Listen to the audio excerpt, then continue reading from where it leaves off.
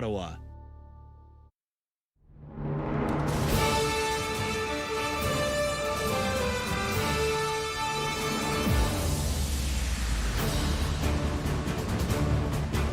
City News, now on 101.1 FM and 1310 AM.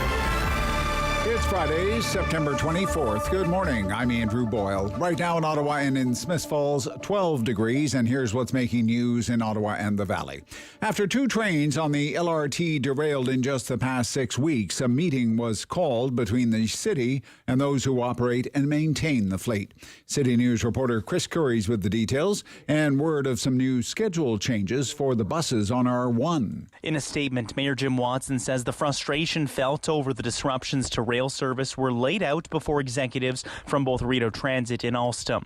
The city also informed these groups that they are solely responsible for the cost of repairs and the R1 replacement bus service. They've assured city officials that their best resources will be used to get the light rail system back up and running. The service is expected to be down for another 2 weeks. As for the R1 bus service, full details are up on our website at ottawa.citynews.ca. But in short, more afternoon trips from downtown to Blair. On Monday, more shuttles from Searville to St. Laurent, while buses will then skip Searville, all in the name of cutting down transit time. Chris Curry's City News. City News time 9:01. Now your forecast with meteorologist Jill Taylor. Most areas just a lot of cloud today, slight chance of showers, some peaks of sunshine too. The high 18 degrees. Tonight partly cloudy and 9 single digits for Saturday to start the day, but sunshine and cloud and the high about 22 degrees. Back to some showers Sunday. For today, the high 18. And right now in Ottawa and in Smiths Falls, it's 12 degrees. Canada's premiers say the federal government has diminished its contribution to public health care for far too long. They want to have a discussion with Prime Minister Justin Trudeau about the long-term predictable funding for health care. The Council of the Federation is calling on the government to increase the share of health costs to the provinces from 22 to 35%. BC Premier John Horgan says provincial and territorial leaders want to meet with the Prime Minister before there is a throne speech delivered. Blue Line is warning of a fake taxi operating somewhere in the city. The company says Ottawa police have been notified about this. If you called a Blue Line and it is a 121 sign, the company says that is not an authorized cab. The driver is defrauding customers, asking for credit card payment only, then swapping your card out for a fake one. Ottawa police will have to justify any increase they seek in next year's budget. Until then, the Police Services Board is recommending the service adopt a budget assuming a 0% increase.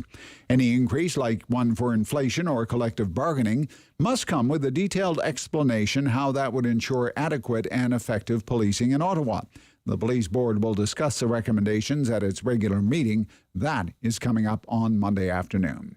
City News time 9:13. Organizers of a youth-led rally planned for noon hour outside Queen's Park say that demonstration is demanding urgent action from politicians on climate change. Fridays for Future says they're calling for the addition of climate justice to the Ontario education curriculum, the end of an encampment eviction in Toronto, and also the full implementation of calls to action from the Truth and Reconciliation Commission. Celebrity Wheel of Fortune will be returning. Season 2 premieres on Sunday night. That's coming up this Sunday at 8 o'clock, hosted by Pat Sajak and Vanna White. The series welcomes celebrity contestants to spin the world's most famous wheel. I'm Andrew Boyle. For News Anytime, follow up online at ottawa.citynews.ca.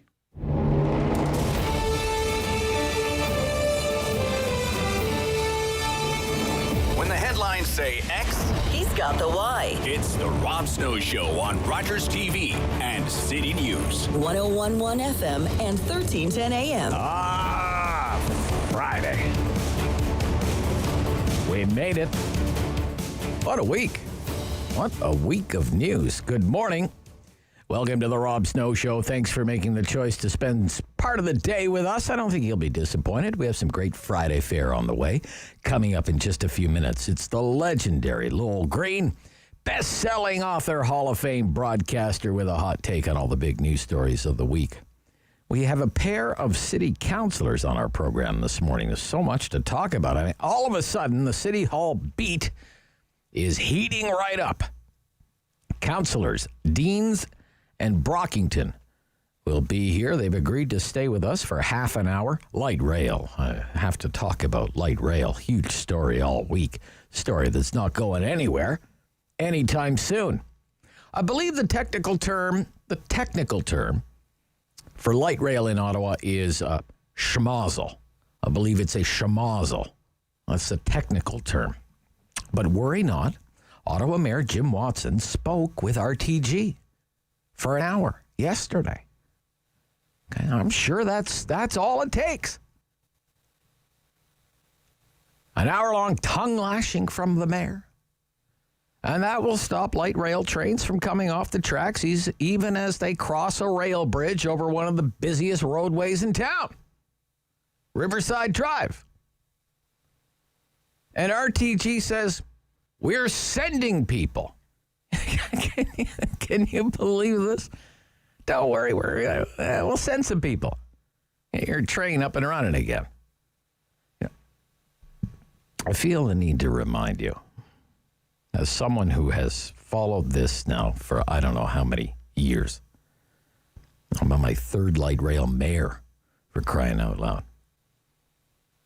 RTG is just another name for SNC Lavalin. And I feel the need to remind you that despite all of these problems, well documented now, with phase 1 of light rail in our city, your city councillors were given a grand sum of 10 days. 10 days to make up their minds about phase 2. 10 days. Okay, that's it. That's all, no more. A restaurant owner in this city can't get a patio approved in 10 days. Okay, but city council can say yes to the biggest procurement contract in our history in 10 days. 10 days to say yes to phase 2, which includes the north-south part, which is being built by SNC Lavalin, which also won another $1 billion contract for maintenance on the trains. $1 billion over 27 years, approved in 10 days. Under immense pressure from the mayor. So you bet. We have questions about all of it once more. And we're going to talk about the police budget. And we're going to talk about what to do with the vacant seat in Canada, given the victory of Jenna Sudds and her resignation from City Council. That's all coming up between 9:30 and 10 o'clock this morning. Also today, we are going to check in with our correspondent in Edmonton. His name, Courtney Theriault, covers the Alberta legislature for City News Edmonton. Folks, Alberta is in a world of hurt because of COVID. And I am thinking it's becoming more likely by the day that this will eventually spell the end of Jason Kenney's political career. Alberta reported more than 1,600 cases yesterday. 1,600 cases yesterday. Population of Alberta is a little more than 4 million people. That's like Ontario reporting almost 6,000 cases.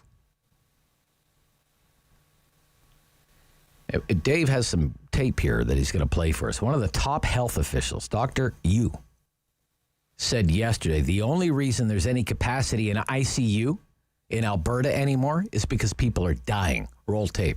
Yesterday alone, we had 22 Albertans who were admitted to our ICUs with COVID. The day before, we had 23. And over the past 5 days, the average number of COVID ICU admissions have been more than 23 per day. It's tragic that we are only able to keep pace with these sort of numbers because, in part, some of our ICU patients have passed away. Sad. 100% of the people, 100% of the people dying from COVID in Alberta are not vaccinated. 100%. It's a big mess. We're going to get the latest on it from our correspondent working that beat. I mean, it makes the situation in Ontario look like, it makes it look like it's entirely under control. Fewer than 600 cases reported province-wide here yesterday. But Doug Ford, Doug, he's always on the hot seat. That was the case again this week. Vaccine certificate week. Some people say it's not needed. Others say it doesn't go far enough. We'll get into all the big Ontario issues. We do that every Friday morning with a panel of MPPs during Queen's Park Week in Review. And on the Rob Snow Show, every morning, you're in the middle of it all. We do the talkback hour. It's an hour of opinions, it's an hour of phone calls. It's the hottest hour of talk radio in town. And today's the Friday free-for-all. So just about anything goes. Okay. We don't come up with the topics. I have topics, but I don't really want to talk about them. I want to hear what's on your mind. You come up with the topics, and Dave and I will just kind of pretend we have some idea what you're talking about.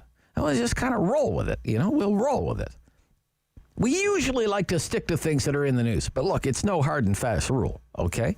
If it's bothering you, if it's bugging you, if it's driving you batty, I'd love to hear about it.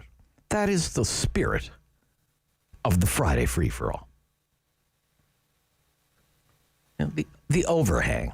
I mentioned this yesterday. The overhang at the Westboro Transit Station. Can you believe this? Still there. A haunting photograph in the newspaper today, and another lengthy news report about that overhang in the newspaper today. What purpose does that serve? This overhang at the Westboro Transit Station. Why is it still there?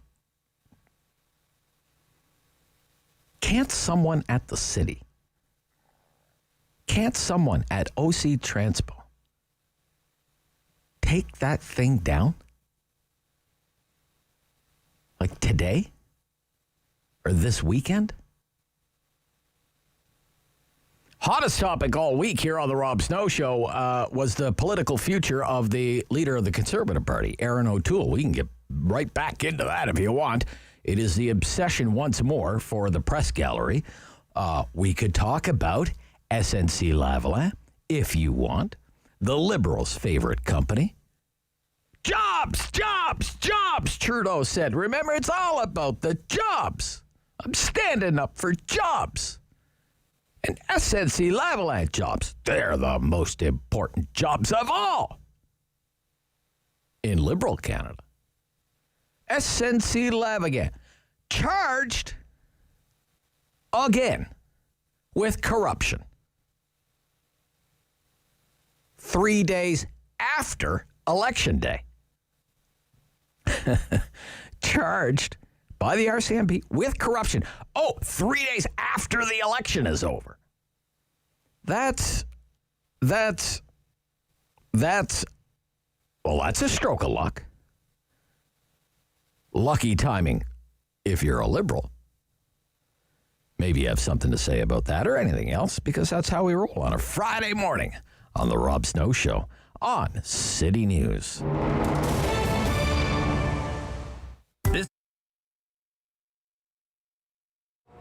So the birth of absinthe was 2002, I think, 2003, and I was working at Urban Bistro, Hubley, where Allium is now. And then the space where Holland Cafe was came up. It's on the corner of Spencer and Holland. And I spoke to the landlord, and there's a lot of interest from a lot of other people, but he and I just, got along super well, and he put a lot of faith in me. So Carmen Turner is his name. He gave me the lease to the place and really pretty much gave me all the equipment in the place. So I was really lucky. I've been really lucky with landlords that way, actually, both my current landlord and Carmen Turner. Because if there hadn't been Carmen Turner, there wouldn't have been Absinthe. So we were there for a few years and just sort of outgrew the place. And then now we're here. It's obviously been tough, and it's been tough for everyone. I mean, that's the been the big democratic sweep of like in restaurants and the hospitality and the arts that we were talking about earlier. It's like everybody's been impacted pretty much the same. From everybody that I talked to, we're down 80%. We're climbing out now. I think one of the saddest things is like we went down to 2 employees from 25, and we're now at 4, and we're bringing 2 new people on this week, so we'll be at 6. So it's little steps. So it's been tough. It's I've got the most expensive clubhouse ever here, because some days you come and you don't do any business, but you're here. But I'm grateful for what I do have. I think everybody's optimistic now, not necessarily just about the vaccine, but about like the vaccine, spring, being able to be outside. I think you're going to see a lot of like pop-up things happen in parking lots and on sidewalks and like that, rather than being actually inside somebody's commerce. I think we'd like to take it outside. I know my staff would. My staff like the outdoors now, all of a sudden, all 4 of us. 6 soon. But we'll be doing some business in the patio in the parking lot, and we have a patio out front. And I hope other restaurants and stores will do the same. I hope that they take advantage of like the sidewalk and doing sort of, guerrilla marketing and stuff like that, and really shaking it up a bit. You can find us at Absinthe Cafe at 1208 Wellington Street West in Hintonburg, and you can find us online at absinthecafe.ca.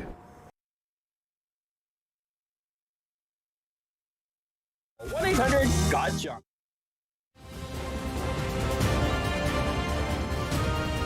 Opinionated Ottawa icon The Rob Snow Show returns on Rogers TV and City News. 101.1 FM and 1310 AM. Best-selling author, Hall of Fame broadcaster, professional turd disturber.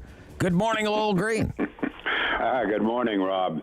Rob, I'm wondering if we now have discovered the reason why Trudeau was so desperate, and I mean desperate, to keep Lavalin out of court. I just wonder if we now know the reason. Let me just very quickly review what's happened here. First of all, I'm glad you mentioned that it's pretty convenient for the Liberals that the announcement of the charges were 3 days after the election. It's quite convenient, no question. Former SN Lavalin Vice President Norman Morin and former SN Lavalin International Inc. Vice President Kamal Francis, along with Lavalin and its subsidiary, have been charged with forgery, conspiracy to commit forgery, fraud, conspiracy to commit fraud, and here's the one that I think is key: fraud against the government and conspiracy to commit fraud against the government. Question here, what government? Trudeau's government? Provincial government in Quebec? Government here in Ottawa? All involved with Lavalin, as you know. Let me repeat. Fraud against the government. Keep in mind, please, these are allegations not proven in court. Yeah. I agree with that. But think of this. If, in fact, there are charges of fraud against the government, don't forget that this investigation involves bribery to obtain contracts, okay? Right.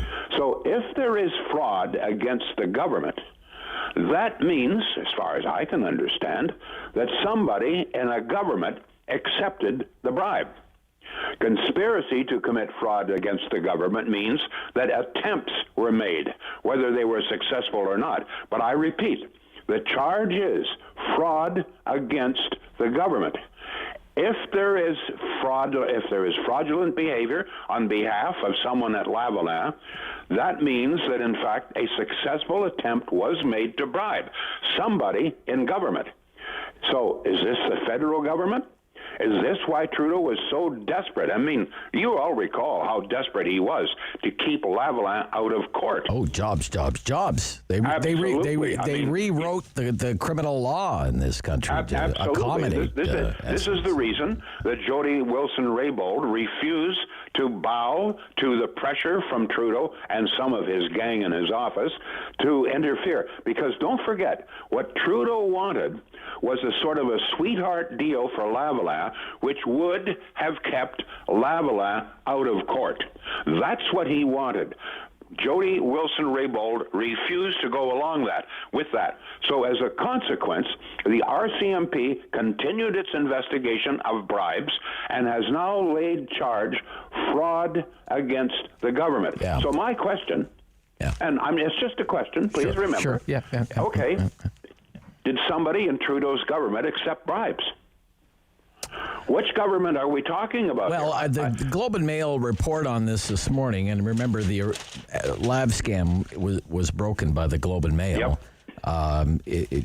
This is the top story in the print edition this morning. It says it's about the Jacques Cartier Bridge investigation in Montreal. No, I know that. Right, but which the dates federal back. Government was involved in a major way in the construction of that and the leasing of contracts. Well, yeah, it says Michel Fournier, the former head of the Federal Bridge Corporation, pleaded guilty in 2017 to fraud-related charges for accepting more than $2.3 million in kickbacks from SNC Lavalin in the Jacques Cartier Bridge case and laundering the funds, sentenced to 5.5 years in prison. Police have been trying to determine who arranged the bribes, but this refurbishment of this bridge dates back to the Chrétien government.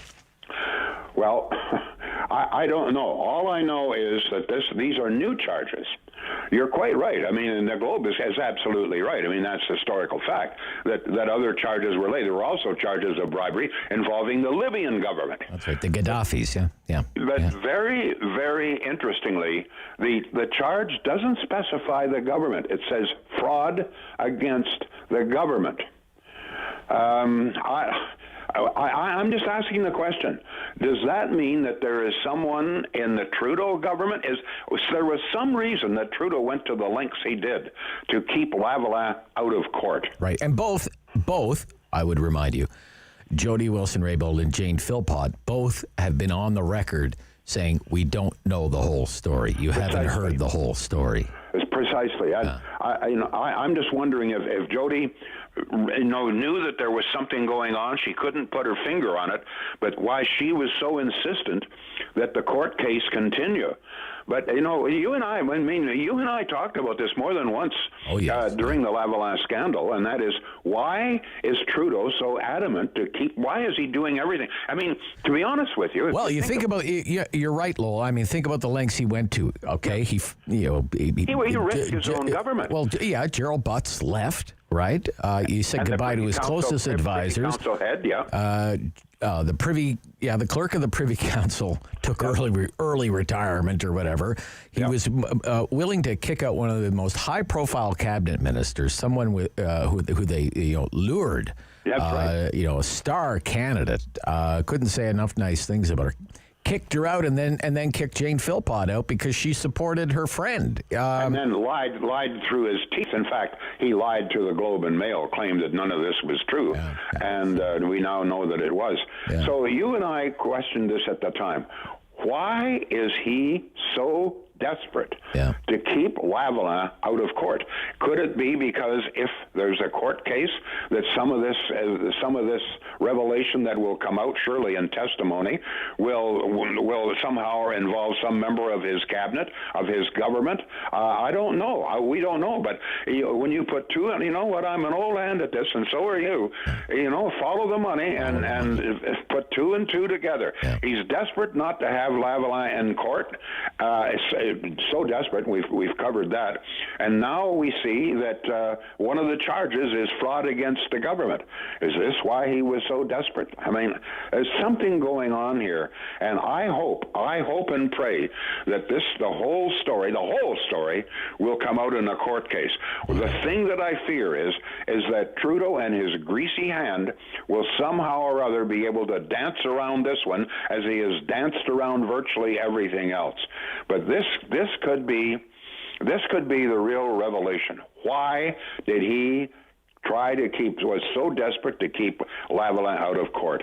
Now, talking about Lavalin, you're quite right. 10 days, Ottawa City Council given to decide it was a $1 billion contract. Am I not correct, to Lavalin? The maintenance contract is $1 billion. Yeah, and the construction itself is $600 to $700 million. You know, it really begs the question, among others. I mean, even if they didn't, obviously they didn't know about these criminal charges, but I mean, they knew the scandals involved. They knew that Lavalin employees had been, some of them were in jail. One of the guys. Well, it had already been blacklisted by the World Bank by that point. Precisely, and some of their former officials were in jail, and some of them are still in jail. And despite all of that, City Council decides to give a contract for $1 billion to this company. That alone raises questions. Like, is somebody? I'm asking once again. I'm just asking the question, but it raises suspicions. Is somebody in Ottawa been accepting? People raise that with me all the time. Look, we only have about 2 minutes left. The election, Aaron O'Toole couldn't get it across the finish line. It's pretty much everything's status quo, right? Everything's pretty much the same. It was red hot on the phone lines yesterday, but most people said, let's stick with O'Toole. I really want to know what you think, Lowell. Well, let's stick with O'Toole unless someone better comes along. If Rona Ambrose, for example, said that she would throw her purse into the ring, I might go for that. But right now, I think O'Toole is the best that's available. But can I just point out one thing? I don't know if you've done the math. Do you realize that Trudeau, the Liberal government, has been elected with slightly less than 19% of support from eligible voters? They got 32.2% of the votes that are cast, but only 58.9% of eligible voters voted, which means if you do the math, please do the math, that we now have a government with less than 19% popular support in the country. This is the lowest popular support for any elected government in the history of Canada. All right. Well, grown men cry when I do. And of course, the other question is, if these charges had been laid during the campaign, what would have happened then, I wonder? Well, yeah, good question. Okay, Jason Kenney, boy, is a world of trouble out there. Well, this is what I mean. The anti-vaxxers got their way, right? I mean, they loosened everything up. They pretended that COVID was not really very serious. As of July 1st in Alberta, they opened everything up, and they're now paying the price. And it's amazing to me that we still have anti-vaxxers who think that we should be doing exactly what they did in Alberta. Okay. It's amazing. Okay, great to hear from you this week. Morning, we'll talk to you next Friday. Thanks, Lowell Green. Thank you. Yep, the legendary Lowell Green. Coming up right after the news, the City Councillor for River Ward, Riley Brockington, and the City Councillor for Gloucester Southgate, Diane Deans. That's coming right up. It's the Rob Snow Show, City News.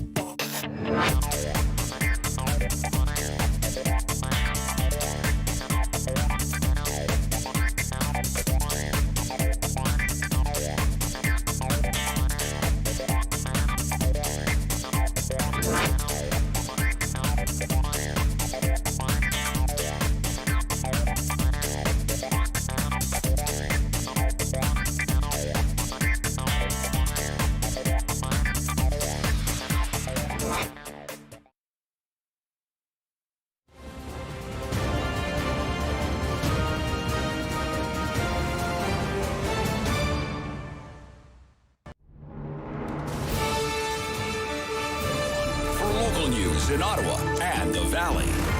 This is City News, now on 101.1 FM and 1310 AM.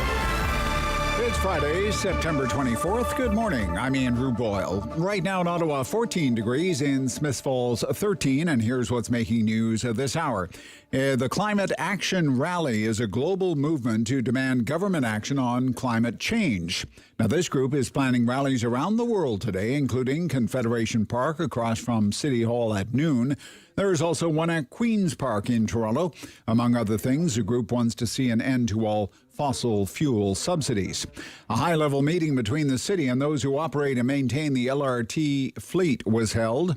Mayor Jim Watson's office says the disappointment and frustration felt over disruptions to rail service were laid out for those executives. The city also pointed out those groups are responsible for the cost of repairs and R1 replacement bus service that will be in place for at least 3 weeks. Ontario's Chief Medical Officer of Health is set to make an announcement at 2:30 this afternoon. Dr. Kieran Moore is expected to release additional information on venue capacity for things like sports stadiums like the Canadian Tire Centre. It comes after the Blue Jays and Maple Leafs asked for increased capacity due to the fact guests must be double vaccinated in order to get into those buildings. City News Time at 9:31. I'm Andrew Boyle. For news anytime, follow up online at ottawa.citynews.ca. Strong voice. Strong opinions. The Rob Snow Show returns on Rogers TV and City News. 101.1 FM and 1310 AM. Any chance I have the opportunity to interview a pair of city councillors, I will leap at that. And it's Friday morning. It's the Rob Snow Show on City News, and we have a pair of city councillors. Riley Brockington represents River Ward. Good morning, Councillor Brockington. Good morning, Rob. Thanks for having me on. It's a great pleasure, sir. Thanks for making the time. Councillor Diane Deans represents Gloucester Southgate. Good morning, Councillor Deans. Good morning, Rob. Yeah, it's very nice to hear from you. What do you want to know, Councillor Deans, about our light rail system right now that you don't know already? Well, there's a lot that I would like to know. Our colleague, Councillor Catherine McKenney, has asked for a judicial review, and I agree that we need to go back and there's a veil of secrecy that has hung over this entire project, and that veil needs to be lifted, and we need to understand why decisions have been made along the way. We need to understand why there isn't a willingness to do the work of a public institution in a public setting, why there's so many behind-the-scenes meetings, why there's so little information that is forthcoming, and why this system is not working. Councillor Brockington, what do you want to know that you don't know right now about our light rail system? Well, why these problems, these structural problems with the train carriages, with the infrastructure themselves, keep failing when they're 2 years old. I can understand minor tweaks that occur, but things that we've experienced, derailments, not acceptable. It's not normal, despite what you're hearing from others. It is not normal that trains derail with passengers on them 2 years in. What happened and why? Is it limited to this train carriage? Is it a structural problem? When you say train carriage, this particular model of That's train, correct. I mean, yeah, okay. Is it a problem, a structural problem with all of the trains that we have, that you have to go back and now review all of them to make sure there isn't a structural flaw in every carriage? Or is it limited to this one that derailed last weekend? And again, assurances from those that made the trains and maintain them. Have we pulled through this? Are there other issues that you can foresee, that you can test, that you can review, that we can address before we put these trains back into service? That's why we're calling for an independent review. Before the trains go back into service, we want an independent assessment that says these trains are safe, the line is safe, we're ready to go. Okay. We're going to play a clip of Ottawa Mayor Jim Watson who says, actually, when you think about the last year, the performance of these of our light rail system has actually been pretty good. Let's listen to that, please, together. For a year and a half, we had really good service, and people say, well, there was a pandemic and so on, there weren't that many people on it. Well, that doesn't matter. The number of people on it doesn't matter. The train was operating at close to 98, 99% reliability. Councillor Deans, what do you think of that response from the mayor? Well, unfortunately, Rob, I didn't hear it. So okay. I don't know what he said. He said for the last year and a half, it was running at 98, 99% reliability. No problem. I think the mayor has his head in the sand. I think that he has been ignoring the many problems that we've all been hearing about.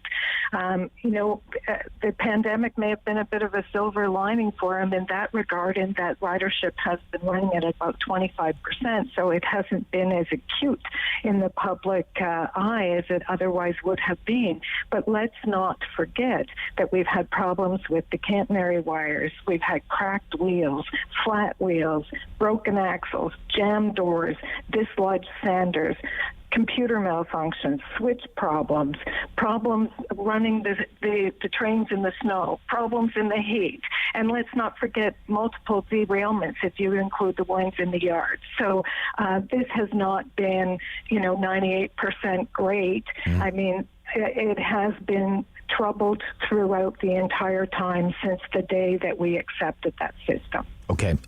We're going to play the clip again for both your benefit.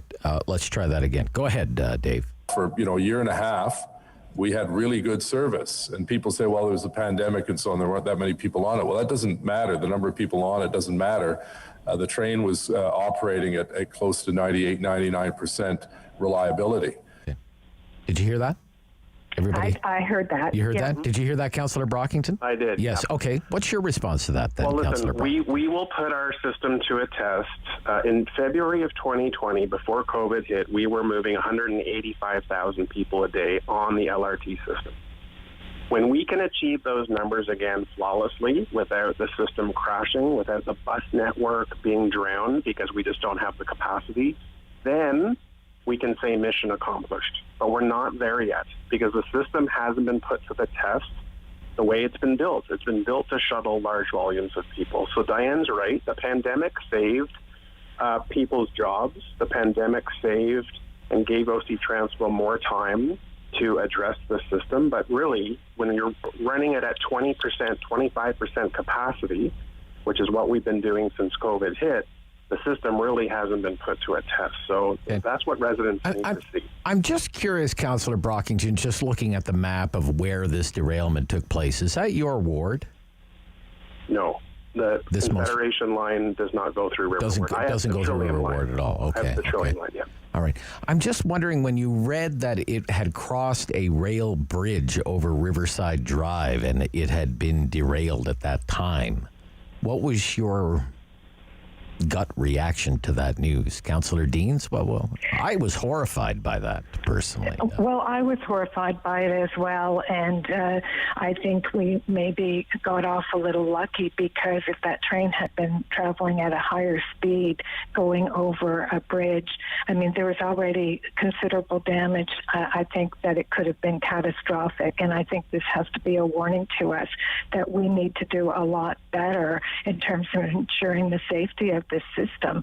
And I have really lost some confidence in the safety of the system, as I think most of our residents have. And it's incumbent upon this council now to do all that we can through the judicial inquiry. And Councillor Brockington and I have another motion to ask the city manager to consider what it would take to look at getting out of the long-term maintenance contract with Rideau Transit Management Group, because I'm at the point now, 2 years in, that I don't think they have the capability to maintain the system to the standard that we need in the city. And I think that we need to consider our options. It's a 30-year contract. We can't go on like this for 30 years, so we need to consider how it's 30 years for this phase, and then it's 27 years for the next one. councillor as well. Yeah. So, I mean, well, and let's not forget my the goodness. North-South line that we awarded the contract to, Phase 2 contract to, are the same cast of characters. Yes, It's yes, SNC yes, Lavalin. yes. They did not even meet the technical score. We found that out after. Twice, Council was not given that information when they were asked to make that decision. And they didn't even meet the technical requirement, and they were awarded that contract. And so you can just imagine how bad that's going to be. Well, the city managers defended that decision by saying it was hundreds of millions of dollars lower than the competing bids. That's how he justified the decision-making process. But I guess maybe it's a case of you get what you pay for. You get what you pay for. But Councillor Brockington, I do want to get your take. When you heard that it had been going over a rail bridge, it had already derailed and it was going over a bridge over Riverside Drive. I mean, we all know Riverside Drive is one of the most busy roads in the city. This could have been disastrous. Councillor. Absolutely, and the train also goes over the Rideau River and through the tunnel. We did not know that yet at the Transit Commission. Yeah. That information wasn't disclosed. And I had asked one of the people from RTG, I said, well, what if this had happened at going 80 kilometers an hour? And he said, I don't want to think about that.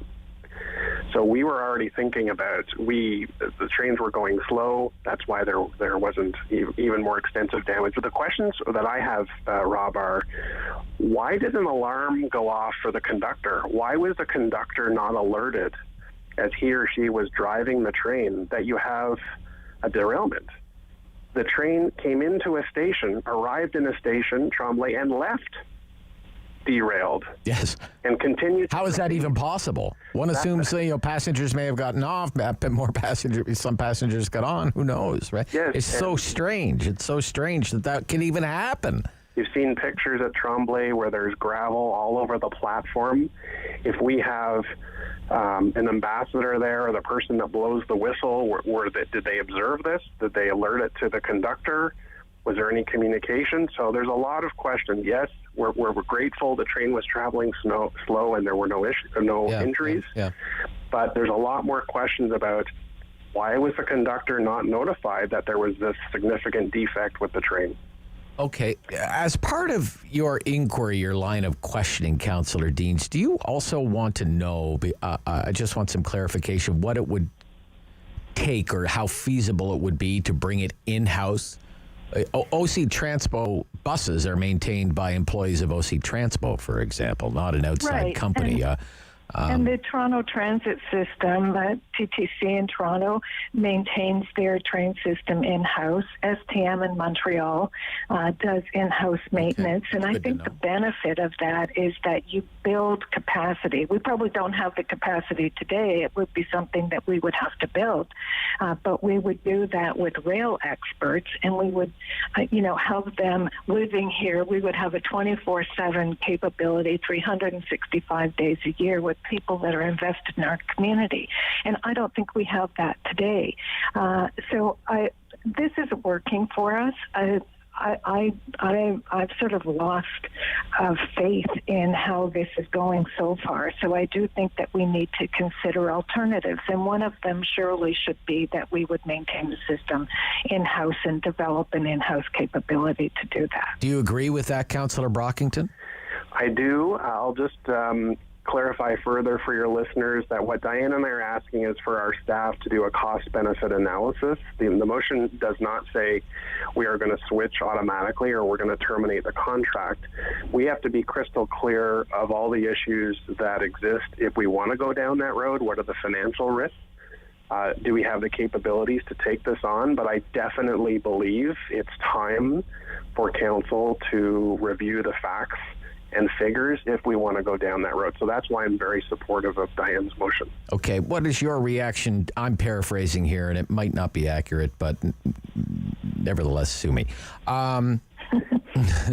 Mr. Mayor, the mayor seemed to say, well, our staff is very busy, and we can't be having them doing all these reports for all these councillors about all these different motions. What's your reaction to that, Councillor Deans?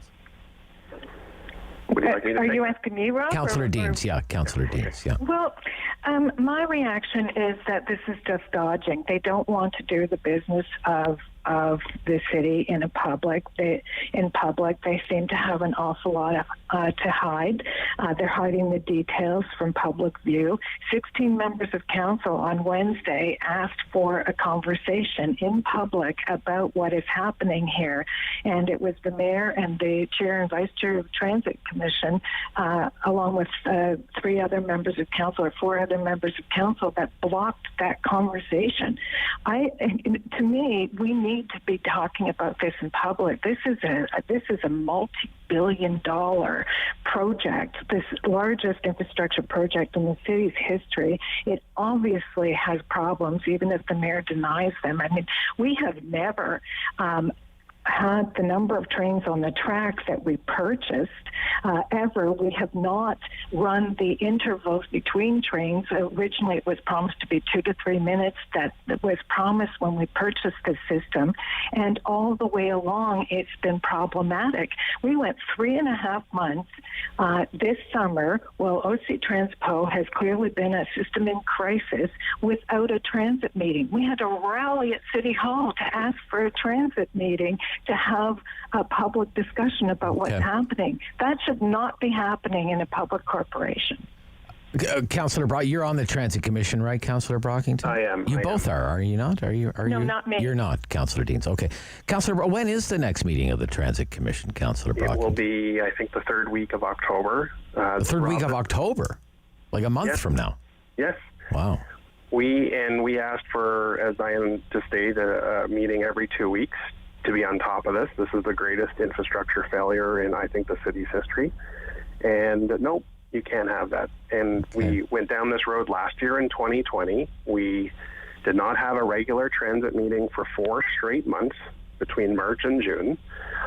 I will acknowledge that March is when the pandemic hit, so I acknowledge that one. But we were trying to address the issues with the transit system, and Chair Hubley was just digging in his heels and saying we're not having those meetings.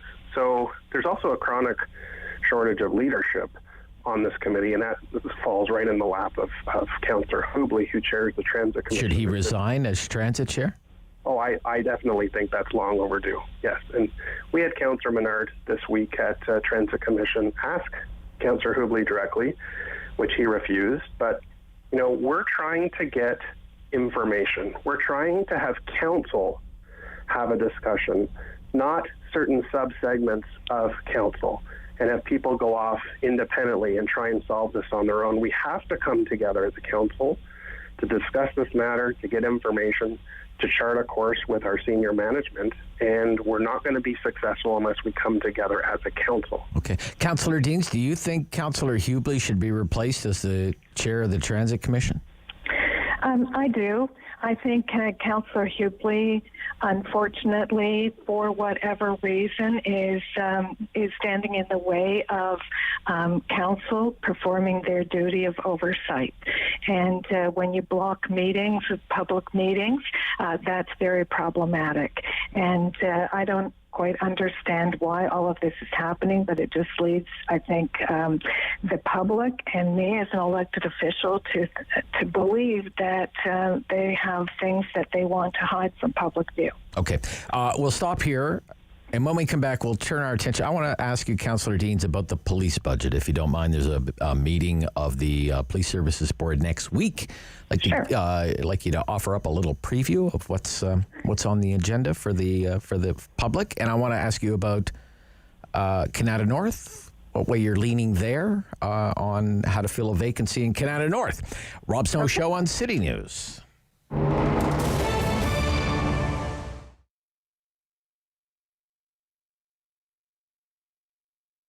When you've lost your breasts, you've sort of lost part of yourself. And then all at once you're losing your hair.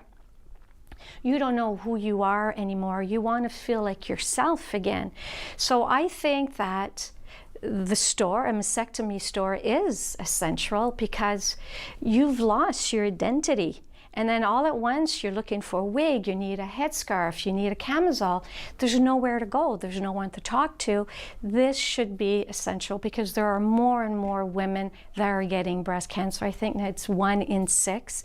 They're becoming younger. I have a client that's 18 years old.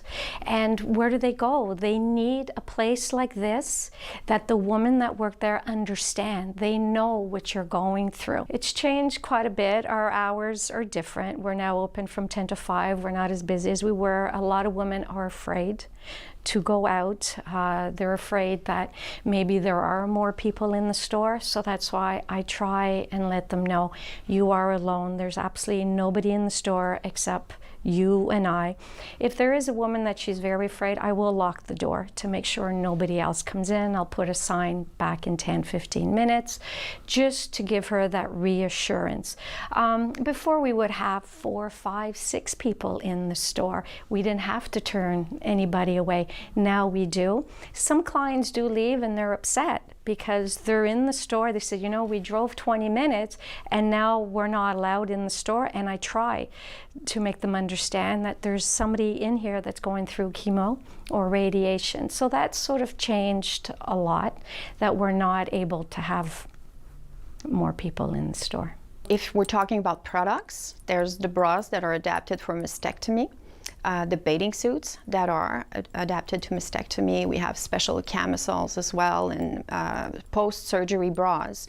And then we have, for women going through chemo, the wigs that we have a big selection in the store as well. We have scarves. Some women don't feel comfortable wearing a wig. They prefer to wear a scarf or a hat, so we have a huge selection of that as well. We offer compression garments as well. When you're going through a mastectomy, you might have lymphedema in your arms after a couple of years, and you have flare-ups. So we have the sleeves, the hand as well that can be covered. We show each other's our scar. We talk about the treatments, how we felt, and I guess that's what they're looking for here. That's what makes us special. We have an added value in this store. Besides everything that's in the store, that's a product that can handle any problem that a client might have. Me and Linda, we've been through. We know how it feels in our bodies.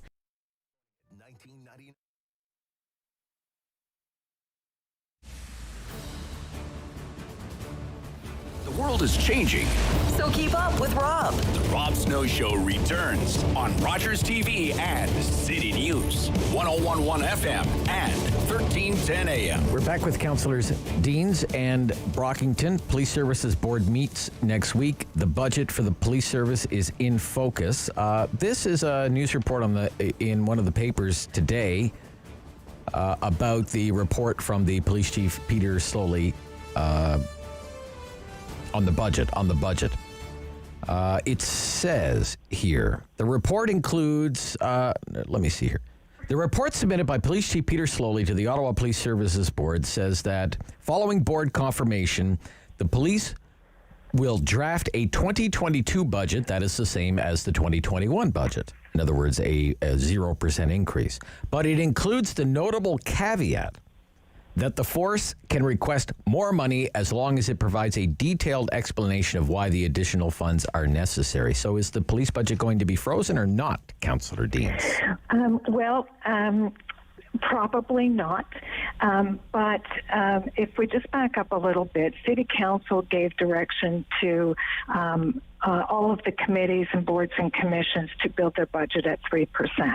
At the time, as a member of council, I said I found that approach lazy. I don't think everybody needs 3%, first off, and I think that there are some services that the city's providing that are more important than others and that require more funds than others, and 3% across the board is not in my opinion, best approach. So at the Police Services Board, I'm the chair of the board, we hired a consulting group to help us. Their name's Strategy Core out of Toronto. And we have been talking to them about how the provision of policing and how very expensive it is, and how we might go about ensuring that we are providing adequate and effective policing in the city of Ottawa, while at the same time considering ways to bend the cost curve. And so the way we are approaching the 2022 budget is to start at a zero-based budget, so the same base as last year, and then require the service in any areas that they need more money. And obviously, there's compensation is a big part of policing. So when there's awards, inflationary increases to compensation, that they're going to need that money. So but they need to justify every dollar that they're asking for, and we're also asking them to look at ways that they might save some money along the way as well. And I think that we should be doing that across the city, not just at police, but since I'm sitting in the chair there, that's the approach that we're taking. Okay. Do you have anything to add there, Councillor Brockington? If not, I'd really like to move along because we're really tight on time. There are a few more things I'd like to get to. So just briefly, I support the zero-based approach. It shouldn't be an automatic increase. Department should prove that they need the increase, and I think coming back to council with 0% will be well received. Okay. The vacancy for Canada North, now that your former council colleague will take a seat in the House of Commons as a sitting MP, Jenna Sudds, what is your preference, appoint or by-election? What is your preference, Councillor Brockington? Well, my default preference always is a by-election. I think the people of Canada North should have a say in who gets to vote on their $4.5 billion city budget, city policy issues in Canada North, like the golf course. There's community groups that say, no, just go ahead and appoint. We want our former councillor, Marianne Wilkinson, back. She knows the files, so there's some merit to that. Okay. But I truly believe that in a democracy, you allow the people to choose their representatives. Okay. And Councillor Deans, appoint or elect?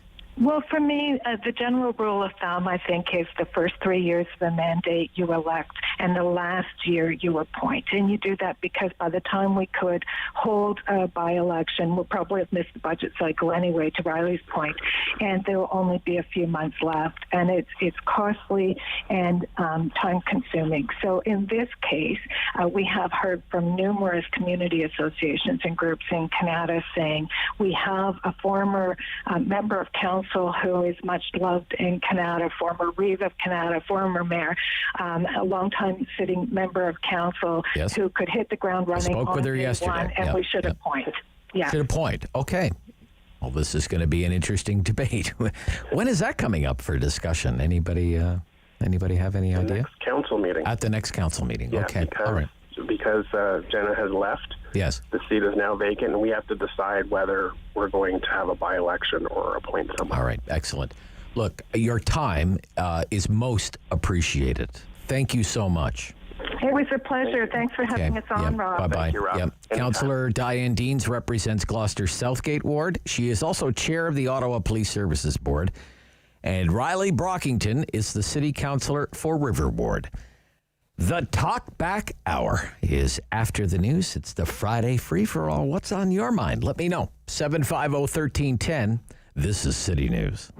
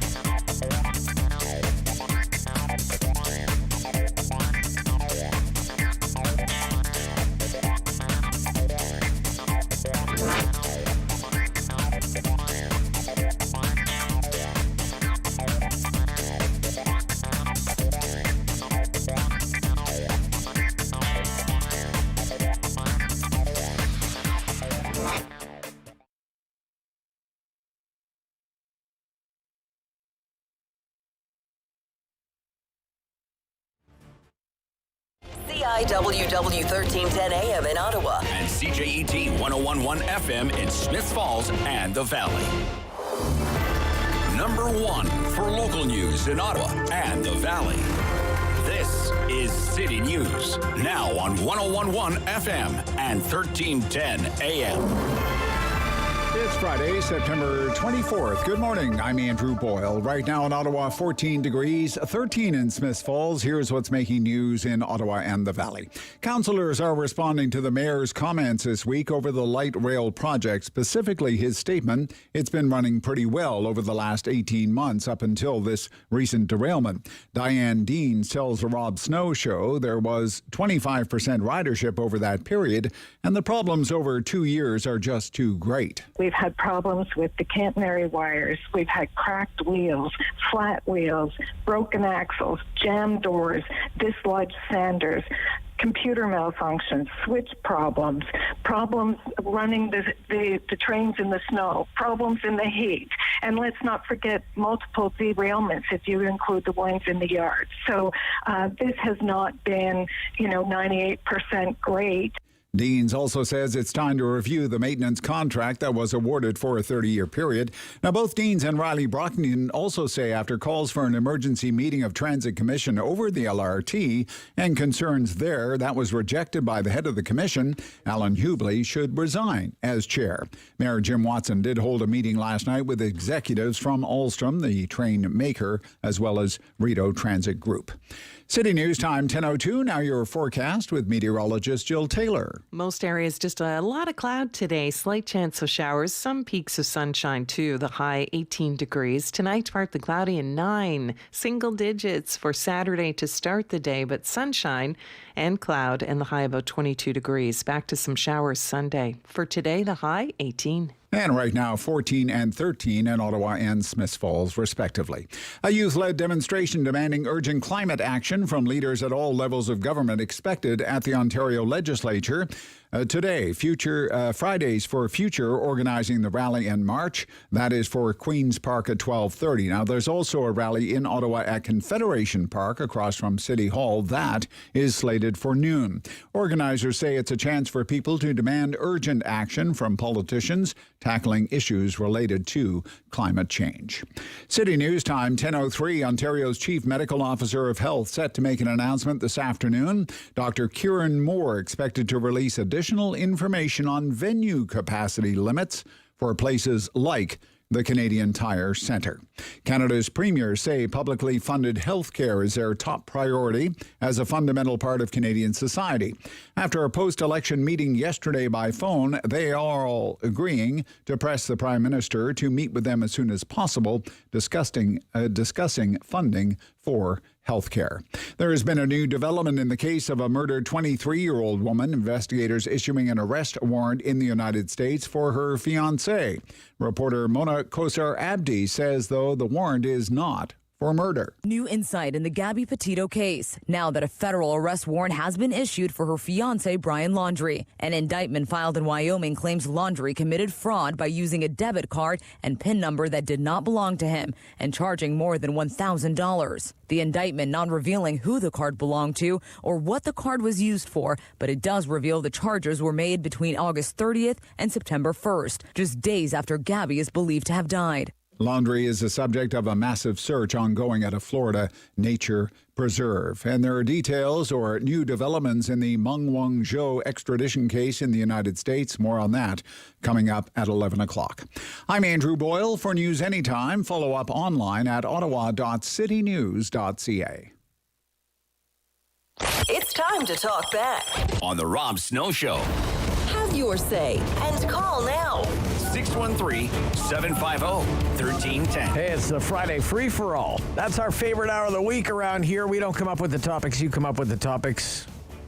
We just roll with it. Just about anything goes. We usually stick to things that are in the news. It's not carved in stone. Otherwise, it wouldn't be a free-for-all.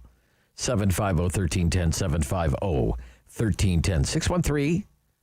613-750-1310. 1310. What a week in the news business. Every day, big breaking news. Lots and lots of news. So let's get right to it. Some people have been waiting already. Okay. In Nepean, a wonderful place to be in. Teresa, you're on City News. Teresa, good morning. Hi. Thank you for taking my call. A pleasure. I would like to speak about your interview with Lauren Green today. Lowell Green, yeah. Laurel, excuse me. And the comments and worry about the RCMP putting out their arrests and information on SNC Lavalin 3 days after the election. Yeah. I would like to defend the RCMP in that this investigation would have been almost years in the making. And many staff members, probably a large team. Sure. And they are not privy to the government timeline. And they would have had to have done significant subpoenas and do their arrests first before making the announcement. All we're saying is it's just what a stroke of luck. Well, Teresa. I mean, I don't think it's luck. I think the RCMP does a wonderful job for us and our entire Canadian community, and their department of doing these type of investigations is superb. I mean, world-renowned. Okay, yeah. Come to the defense of the RCMP. All fine and all dandy. It's still a stroke of luck that the charges are laid against SNC Lavalin after the election and not during the election campaign. Would you agree, Teresa, with that? I would. I think that you and I may differ on this. Oh, really? Okay. But all right. Okay. All right. But let's also think about the other issue that's at work here, and this goes back to the previous SNC Lavalin scandal that dominated the news headlines and led to the departure of Jody Wilson-Raybould from the Liberal Party. Right. Okay? Yeah. Why would this government, led by this prime minister, go to such extraordinary lengths to defend this company, a company with a dubious track record of corruption all over the world? Yeah. I mean, it is... Why? Probably was a party strategic move to make the economy, which was very weak at the time, a little bit, in their view, more stable. It may have been. Well, so what if SNC? Teresa, so what if SNC Lavalin goes down? So what? There are other engineering firms. Yes. Right. Yeah, but SNC. They say its stock price falls. Yeah. It just becomes vulnerable to a takeover offer by one of its rivals, right? Well, would it though? Well, Sure. That's my question. Sure. And you have the same questions. I mean, really, I think we're both. I think I have different questions than you do, Teresa. Honestly. I would like to also just quickly talk about the light rail here in Ottawa. Yes, a wonderful SNC Lavalin project. Didn't they do a great job on that one? Yes. And, listening to our council members and following it for so many years, it seems to me that there's a lot of bickering and not a lot of getting things done. And I would really love to see the city council and the city managers start to put their boxing gloves on and show SNC Lavalin that if they mess with the transit and don't follow through on the rail working well, they'll lose money. I mean, bottom line. Okay. And put the boxing gloves on because it's time. After 2 years, they have been yanking our chain. So it is an unfortunate situation for our city, and we should start battling back instead of doing 1 hour conversations and that's nothing gets done and backroom conversations that nobody knows about. Excellent point. Thank you, Teresa, for calling. Hope you'll call again. Roger in Drummond, you're on City News. Roger. Good morning, Rob. Morning, Roger. I want to talk about a couple of things. Number one, Aaron O'Toole, I want him to stay. Okay. Now, we're all human beings. We make mistakes, and there was some things that I wish he would have dealt with differently during the campaign towards the end, but that's life, you know? Sure.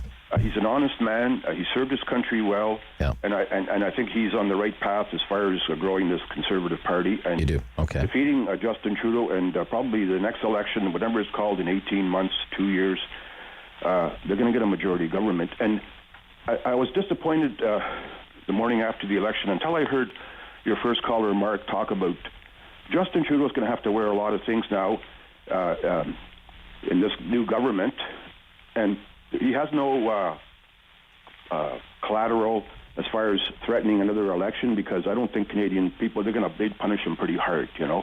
Right. And like Lowell said. Well, plus, I think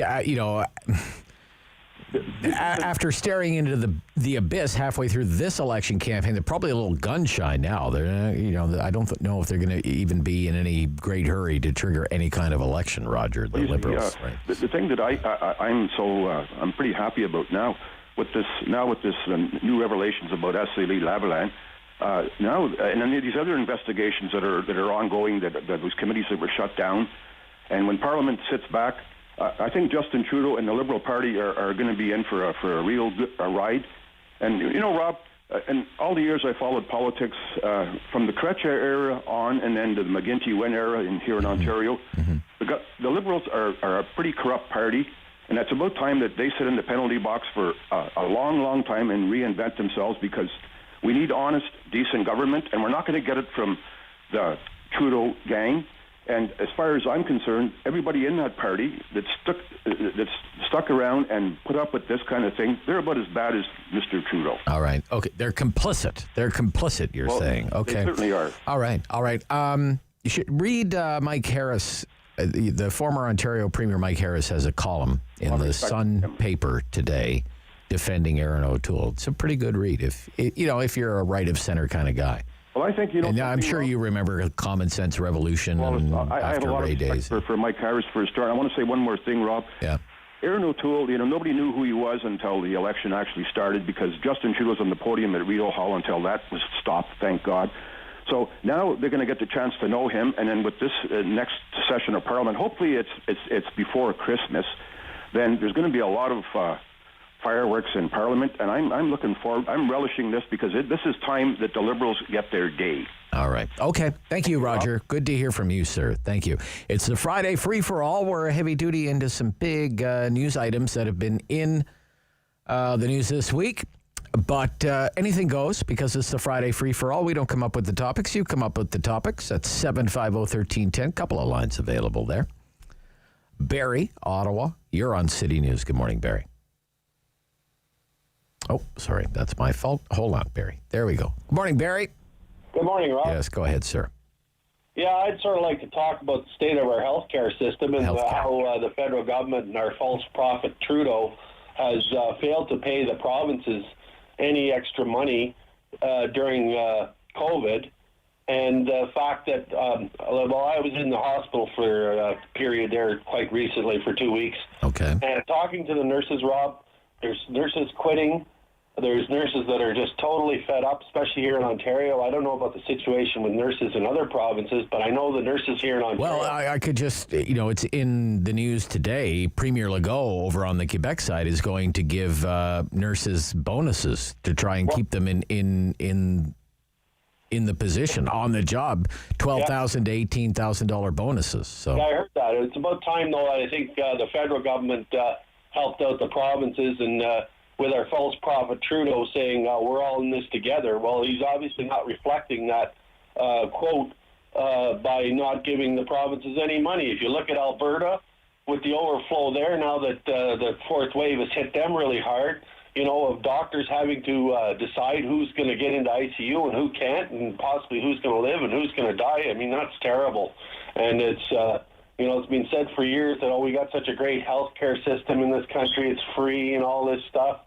And I just think it starts with the federal government and the ruination of our system. And if nurses keep quitting or going to the States and that sort of type thing, then, we're going to be lost if we don't have health care that can keep up with these modern day diseases and pandemics. Sure and thing. everything else. Yeah, Barry, good point that you make, Barry. Good point. It's not that the federal government doesn't send the provinces money for health care. It does through the health transfer. What the premiers are calling for, and they're pretty united on this, is they want those transfers increased. I think it's something like 23%. Now they want it up to 35%. It used to be pretty much 50-50 a long time ago. Friday Free for All, Rob Snow Show, City News.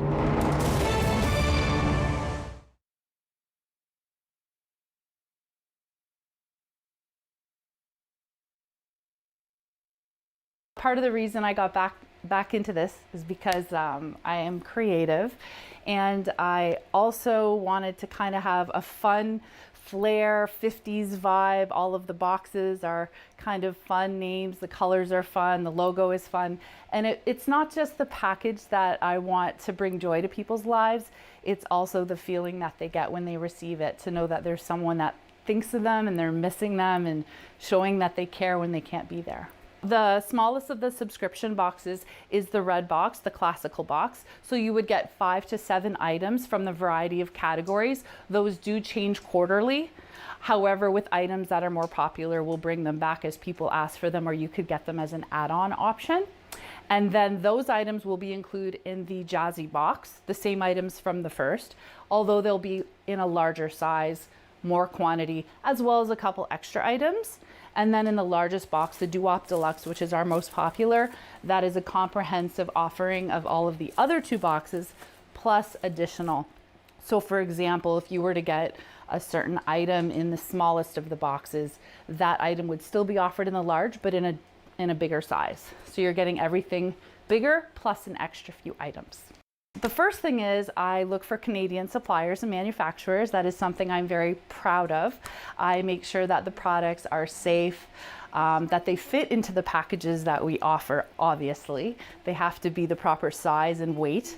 I have approximately 300 items that we have so far that we can order that basically help make people's lives easier. There's snacks, there's self-care items, there's entertainment, a little bit of everything.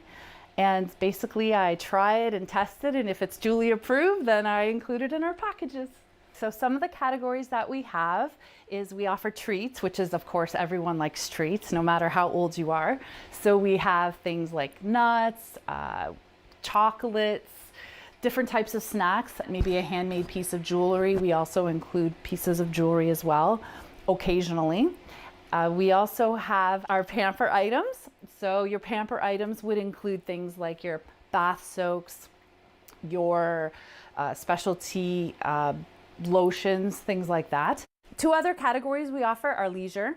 Leisure would include things such as puzzles, adult coloring books, paint by numbers, crosswords, word find, Sudoku, if that's how you say it. And we also have items for self-care and health. So masks, sanitizers, sanitizing wipes. They're all natural, non-drying, made with natural ingredients. So they're very good for everyone, especially in this time that we're dealing with.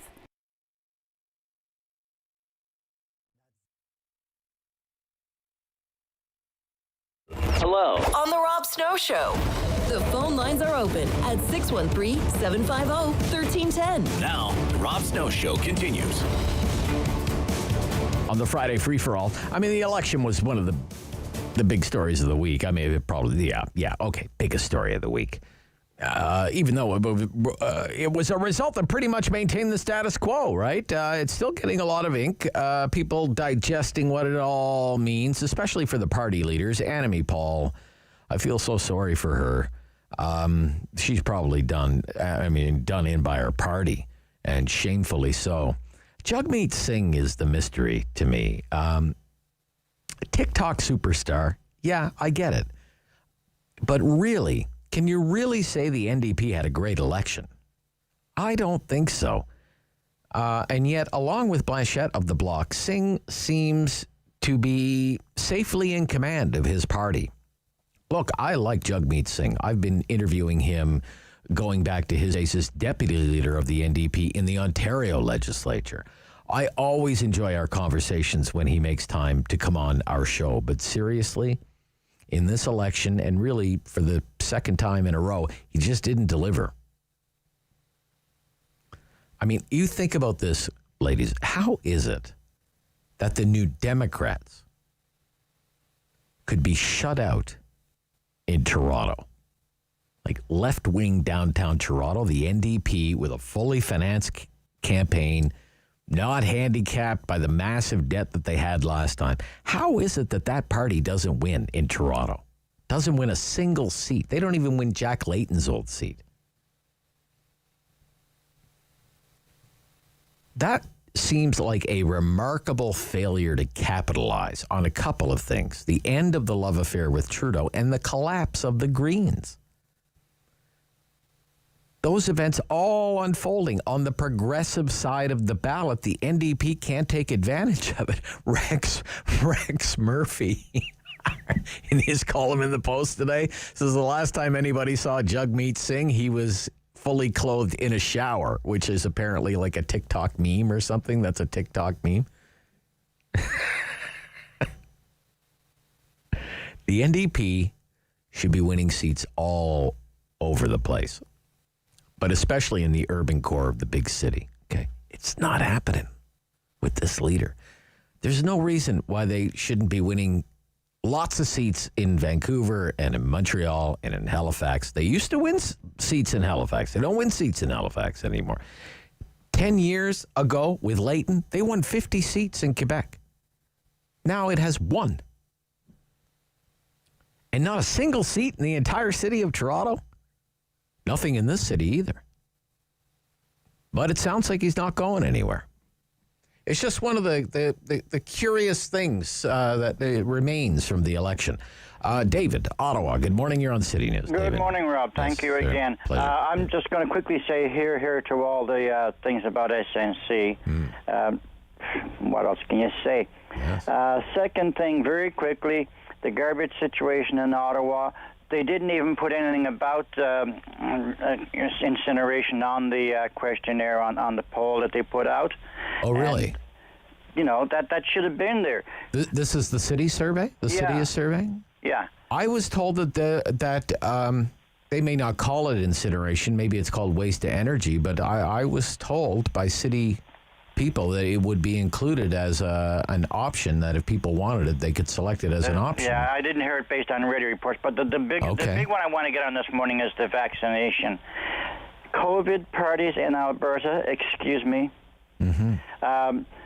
People working in hospitals not getting vaccinated, excuse me. Yeah. I don't know if I've mentioned before, but I have potential heart issues and may need 1 or 2 valves replaced. That's not microsurgery. That's going in to the hospital. Yes. And these things are all being delayed because of people who are not being vaccinated. Yeah. Thank you very much. Yeah, very good, David. Excellent points that you make. Again, you know, this is a big news story in Alberta right now. Let's hope we don't have to face this again. In our community or anywhere in our province, delaying once more medical procedures that aren't COVID, delaying cancer surgeries, delaying cardiac surgeries, these sorts of things. Let's hope that does not happen here. It is happening. It is happening elsewhere. Andrew in Canada, you're on City News. Andrew. Good morning, Rob. Good morning. Quickly, in response to the last caller, I also filled out that City of Ottawa survey, and there was no option or consideration around incineration or waste to energy. Well, that's a miserable failure of a survey, then. It is a miserable failure of a survey. But I want to talk to you about a story in the National Post, front page of the National Post yesterday, talking about the experience of some candidates in the last election. The China story? Is that the China story? Yeah. In which, astonishingly, these candidates felt so ostracized and threatened, and that they've come forward to raise this issue publicly, and yet it's outside of the Post. No other journalist has picked up on it, and no politician dares touch it. It's absolutely frightening that we have a scenario where proxies of the Chinese Communist Party are so insinuated and infiltrated into different elements of our society. They use Chinese language media to spread complete false lies about people that they've targeted. And yet Canadians either are dangerously naive or willfully ignorant about the degree to which, again, the Chinese Communist Party is actively engaged in our country, in our community. In influence campaigns. Yeah. Beyond influence campaign, actually, destroying particular character reputations to the point where, in one case, Kenney Shiu, I hope I'm pronouncing his last name properly, said even his own friends were turning on him, and that he would be going to doors of people that he knew, and they were slamming the door on his face because of what they had read in Chinese-based media here in Canada, which, of course, I guess doesn't face any kind of scrutiny or the same kind of scrutiny because it is in the Chinese language. And certainly many of those media sources, there's allegations that they're being funded by foundations and agencies that in turn are beholding to, again, they're proxies of the Chinese Communist Party. Yeah.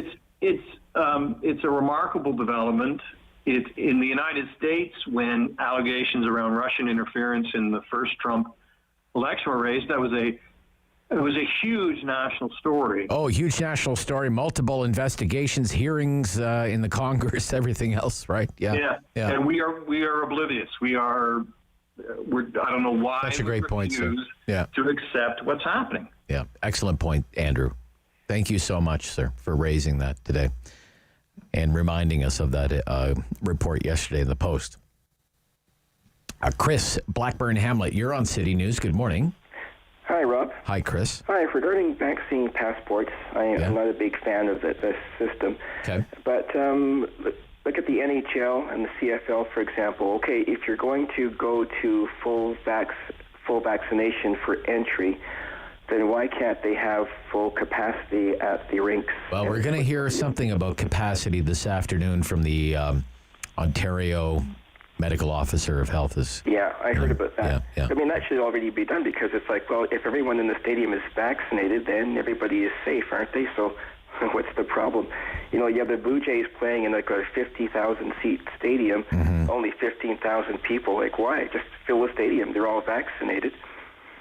I don't understand that logic. Okay. That's what it is. Quickly on federal politics, yes. The NDP is just the orange wing of the Liberal Party.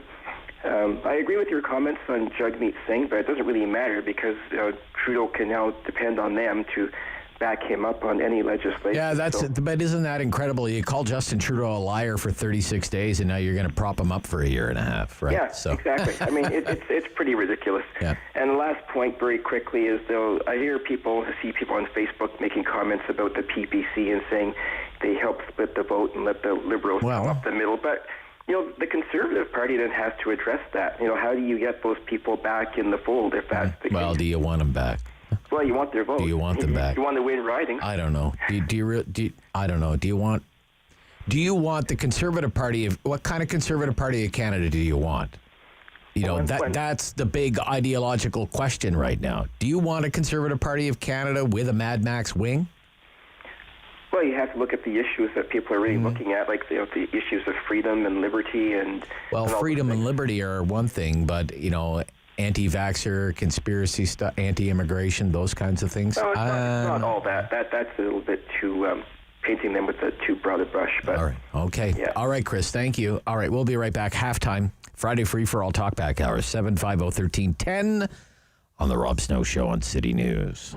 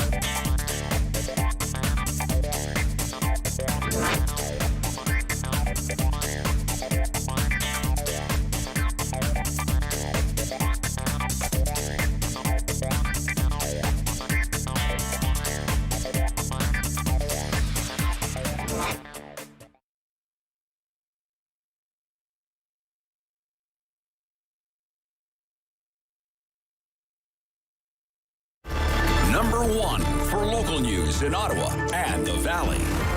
This is City News, now on 101.1 FM and 1310 AM. It's Friday, September 24th. Good morning. I'm Andrew Boyle. Right now in both Ottawa and Smiths Falls, 15 degrees, and here's what's making news this hour. Meng Wanzhou apparently appearing virtually in an American federal court to resolve the charges against her. They are the subject of an extradition hearing right now in Vancouver for the Huawei executive. Now, her detention here has been linked to the jailing of the two Canadian Michaels in China over espionage charges. Now, more on this coming up with City News Parliament Hill reporter Cormac McSweeney at 11 o'clock. A pair of councillors calling on a review of the maintenance contract for LRT say they want a cost analysis done by city staff. They're not calling for the immediate termination of the contract with Rideau Transit Maintenance, but they want a cost comparison. Councillor Diane Dean says a myriad of problems encountered in just 2 years of the operation warrants this call. Councillor Riley Brockington on the Transit Commission with fellow Councillor Deans feel it's time for the chair of that commission, Alan Hubley, to step down. That's after he refused calls for an emergency meeting on the LRT issues, including the most recent derailment. Ontario is reporting another 727 cases of COVID-19 today, along with 11 more deaths. The province tested over 36,000 people and found a positive result, came back 1.8% of the time. Ottawa has 70 of these new cases, 30 in eastern Ontario, 4 in Leeds, Grenville, Lanark, and due to a data change, Renfrew County Health Unit is reporting 1 fewer case. City News time, 10:33. I'm Andrew Boyle. For News Anytime, follow up online at ottawa.citynews.ca. It's time to talk back On the Rob Snow Show. Have your say and call now.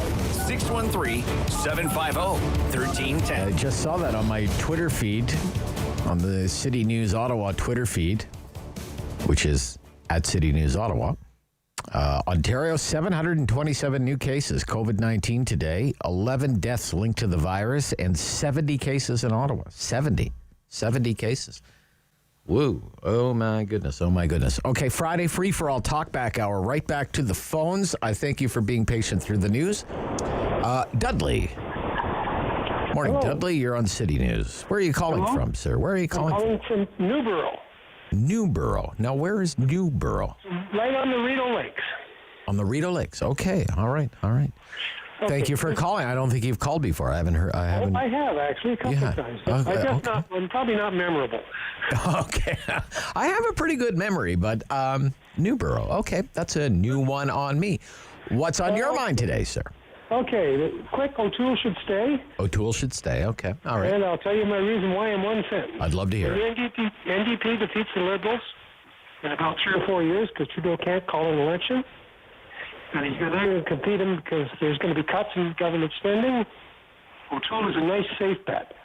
and you'll win the next election. All right. Okay. That's my call. The other one that really bugs me is $614 or some number $million for an election. 610, I believe, is the number that I saw in the media. Close enough.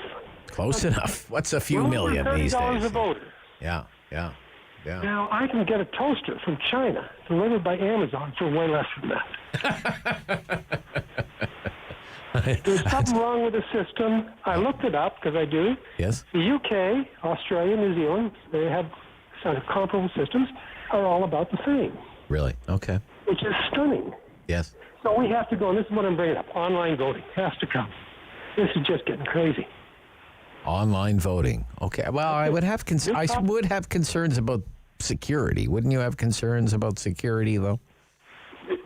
There's always problems with everything you do. Sure. I agree with that. Yeah. But they're not unsolvable. But it's $610 million. Right. And 40% of the eligible voters don't even vote. Bingo. And they lost votes this time, and they didn't have enough room, and they were waiting lines. Yes. It's just time to talk about online voting. All right, sir. Thank you, Dudley. Okay, thank you. Excellent points, sir. Thank you. Yeah. You know, not a single woman is called today during the talkback hour. Every caller has been a man. Lots of women called yesterday. Not today. It's strange, some of the things you notice when you do this hour. Regan and Renfrew, good morning, sir. Good morning, Rob. Yes, sir. Just want to give a couple of opinions, if I may. You may. In regards to Quebec and Legault wanting to hire nurses and give them big bonuses and whatnot. Yes. I just want to be clear that he's contributing to Quebec culture and only hire French-speaking nurses, because he wants to keep the culture. Sure. But anyway, I'll jump from that. Well, he's an unapologetic Quebec nationalist, sir. Exactly, Yeah. And that's the way his immigration policy. Never forget that. Yes, absolutely. Yeah, his immigration policy is like that as well. Yes. Yeah. So the other thing I want to speak to is Aaron O'Toole, and should he stay or should he go? What's your opinion? I'm of two minds because I like the man, I respect him, but I think because come the next election, we'll be dealing with Chrystia Freeland and not Justin Trudeau, that the Conservatives need a woman too, and I think Leslyn Lewis or Candice Bergen or someone like that should almost be running, and I hate to say that, but that's how I feel. Well, fair enough. Leslyn Lewis had a Facebook post yesterday saying she supports Aaron O'Toole. She said she thought it was stupid to dump, basically force Andrew Scheer out. Andrew Scheer resigned, but was he under pressure to resign? That's a question. But she did not think that was the right decision, and she thinks it would be doubly stupid if we got rid of Aaron O'Toole. That's Leslyn Lewis's opinion. Well, I do think it's crazy to get rid of him, but I just think about the next election and who we're going to run against, I see. Okay. All right. Interesting. Thank you. All right. Take care. Excellent, sir. Yeah. There we go. In Gatineau, Patricia. Morning, Patricia. Good morning. How are you? I'm good. How are you? Oh, yes, good. That's good. Now that we have the pleasantries out of the way, what's on your mind? Well, I'm very concerned about the CPP. About the CPP, okay. I heard that the entire fund went to China. Now, it's been renamed. It's the application for a Canada Pension Plan retirement pension. Yeah, I don't know where you're hearing this. I don't think any of that is true. I think if the CPP had been moved to China, I'm pretty sure I'd read about that in the newspaper, Patricia. Yeah. Well, I heard it. You heard it. Well, where did you hear it? And I talked on a global economic shows that I hear on the radio. On global economic shows that you hear on the radio, you have heard that the Canada Pension Plan has been, moved to China? Is that what you said? Well, it's the money's there because... The money is in China. No, ma'am. Okay, well, look, I just got an application to apply for Canada Pension Plan. Yeah. And, I inquired to this man that knew what was going on. Yeah. He says, well, I would stop paying into CPP on your paychecks or whatever you're giving into it because you're not going to get it. And well, I don't think this is kind of ridiculous, Patricia. I don't think you just can't stop paying the CPP on your paycheck, right? They They deduct it automatically, right? I know. Yeah. And he's saying, is there any way you get it off your paycheck? But I have been investing on my own into CPP, and he told me to stop investing. I got a 4-page retirement pension plan booklet to explain it all, and then I got a 4-page application. And you know what the real zinger was? Asking for any children born after 1958 and their social insurance number. Okay, that's alarm bells. This would be an interface with people in China who are going to take on my daughter's social Yeah, insurance. I don't know, Patricia. This all sounds kind of, look, Patricia, it all sounds kind of wild and crazy to me, Patricia. I don't know. Come on. I mean, there are a lot of wild and crazy things going on in the world, but I don't think whatever's going on, the Chinese government has taken over the Canada pension plan or something. Come on. What are you talking about? Rodney in Ottawa East, it says. Rodney, good morning. Rob. Good morning. Hey, Rodney. You too. So when it says Ottawa East, Rodney, are you talking about Main Street? Are you talking about Montreal Road? Are you at Jean d'Arc Boulevard? Are you in Cumberland? Ottawa East is a lot of things, you know. East, and it used to be Cumberland, but now we're Carlsbad Springs. Oh, Carlsbad Springs. Okay, and yes. Then, hey, I was home of Ottawa's newest dump. Go ahead. Yeah. Well, Okay. which one of the dumps? The Dumpy Road, and then if you want to talk about the newest dump is actually a cornfield. It got okayed before Amazon. Amazon's up and running, so I got question marks on that. All right, so okay. What's up today, Rodney? Okay, so, hey, for garbage, what I noticed was missing, and, I've talked to City Councillor about it. I've talked to 311 for this is for like at least a decade. I've howled to the city at 311. If you want to correct the service for garbage, every truck needs a GPS, video, and a scale. And then they have GPS, video. The biggest payback What's is... the purpose of having video? What do you mean? You're going to know what's happening in the garbage business now and in the present, what you're paying for and what service you're getting, a weigh scale, so that you can put an amount for so much garbage that people actually can put out, and they can pay more for putting out more. Well, I mean, they have this in other cities. It's not by weight, but it's by bag. They call it tag a bag. They do this in municipalities in Ontario already. Aurelia, I believe, is one of them, if I'm not mistaken. Okay, but you get so many free tags a year. But every bag of garbage that you put at the curb has to have a tag on it. And if you want to put more at the curb, you would have to go, say, to Home Hardware, some licensed retailer by the city, and buy more tags. Well, with video and a scale... I don't think you need a scale. You just sell tags. Okay. Hey, let's switch over to LRT. Sure. So part of LRT testing, and this is going to be in the mid-'80s, I actually was on a high-speed train system in France that was put into service because of an accident or incident. It was actually at Val d'Isère. It was a high-speed train. I think it was called vernacular. It went up the mountain in a tunnel that was a 45-degree tunnel. You stood in the train system holding onto your skis.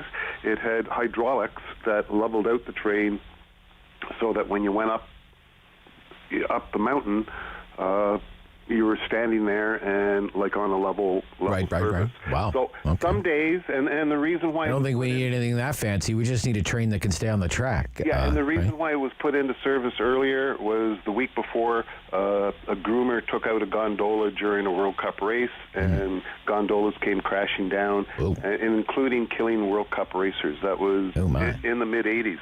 So there were days when it worked well, correctly, and to get onto that, you went up to the mountaintop, your ears popped like if you're... Okay, so how does this relate back to light rail in Ottawa, Rodney? Hey, trying to follow that you. Wasn't tested. Our testing... Oh, it wasn't tested. I see. Okay. Yeah. Okay, I got you. Testing.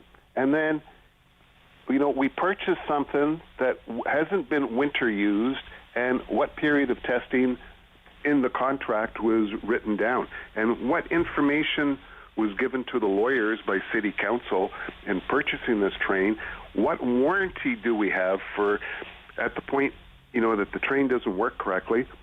I don't know, Rodney. I have to go because we're right at a time. The thing is, when you start asking questions, and there are members of our city council who are trying to ask these questions, it's like all of this information is a state secret. 10:45, Rob Snow Show, City News.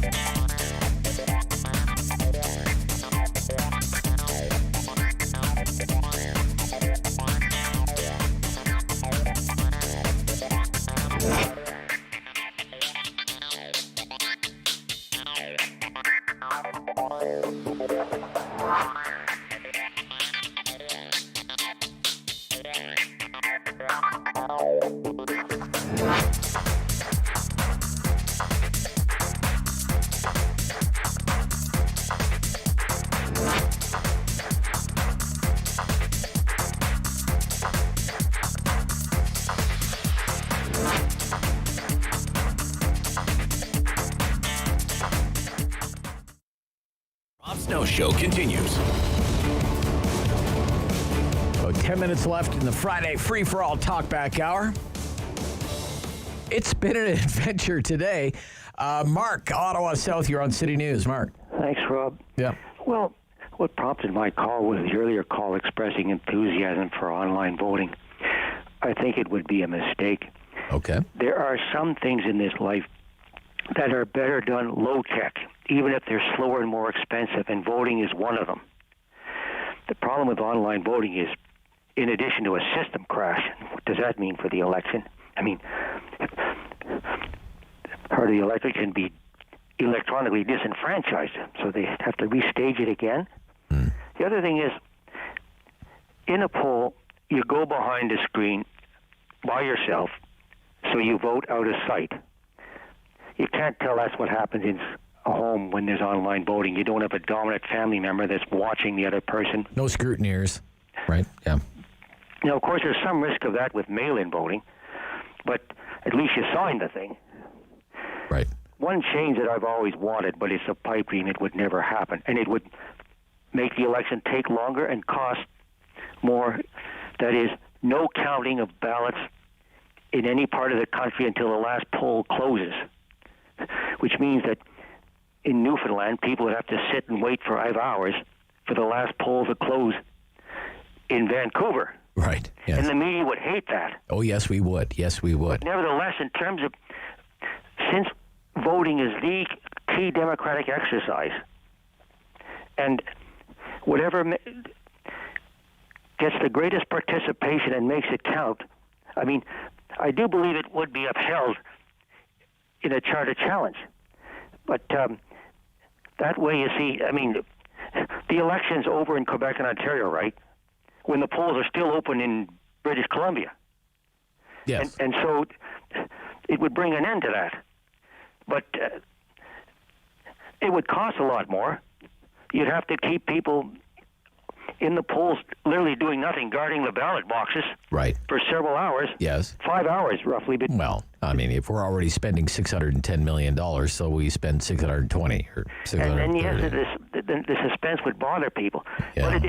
But in terms of making it votes count the most, I mean, it's not going to happen, but I wish it would. Okay. Thank you, Mark. Have a good weekend. 750-1310. It's the Friday free-for-all talkback hour on the Rob Snow Show. Anne in Ottawa. Anne. Hi. I wasn't going to call today, but after that first phone call, my head just about blew up. Okay. You know, I mean, I'm with you and Lowell. I mean, come on. This information about SNC-Lavalin coming out a couple of days after the election is just too cute and convenient by half. Oh, really? And okay. no one's questioning the honorability of the RCMP. No. It's the smarmy Trudeau government that we're questioning. Okay. That is clearly a Liberal voter that will defend Trudeau to the death. He kills a puppy. He's made the world safe for cats. You know, like that's how it gets. No, seriously, that's what you get. Right. I mean, this is crazy. And I mean, like way more should be made of this than is being made of it. I mean, I have seen some stuff in the news, but it feels like it's just going to fade to black very soon and be gone. And the thing about Mark was saying something. I agree with what he said. I wish none of the results would be released until all the polls close. Yeah, okay. because really? it's just I don't know. It just kind of affects what goes on. I think it's got to, right? I don't know. Like you see what happens in the Maritimes. Okay, well you do this or you do that, or you know, I don't know. That has disturbed me for some time. It has. Okay, interesting. Thank you. And the thing with the mail-in ballots, that is just as well. Okay, the online voting, I would never be for that. But even the mail-in ballots, you don't know who has signed that, who has done the voting, really, because you can't see. You're not in the booth. So I've got a bit of a problem with that too. But what are you going to do? Time marches on. Okay, thank you, Ann. Thank you. Bye. Yep. Stittsville.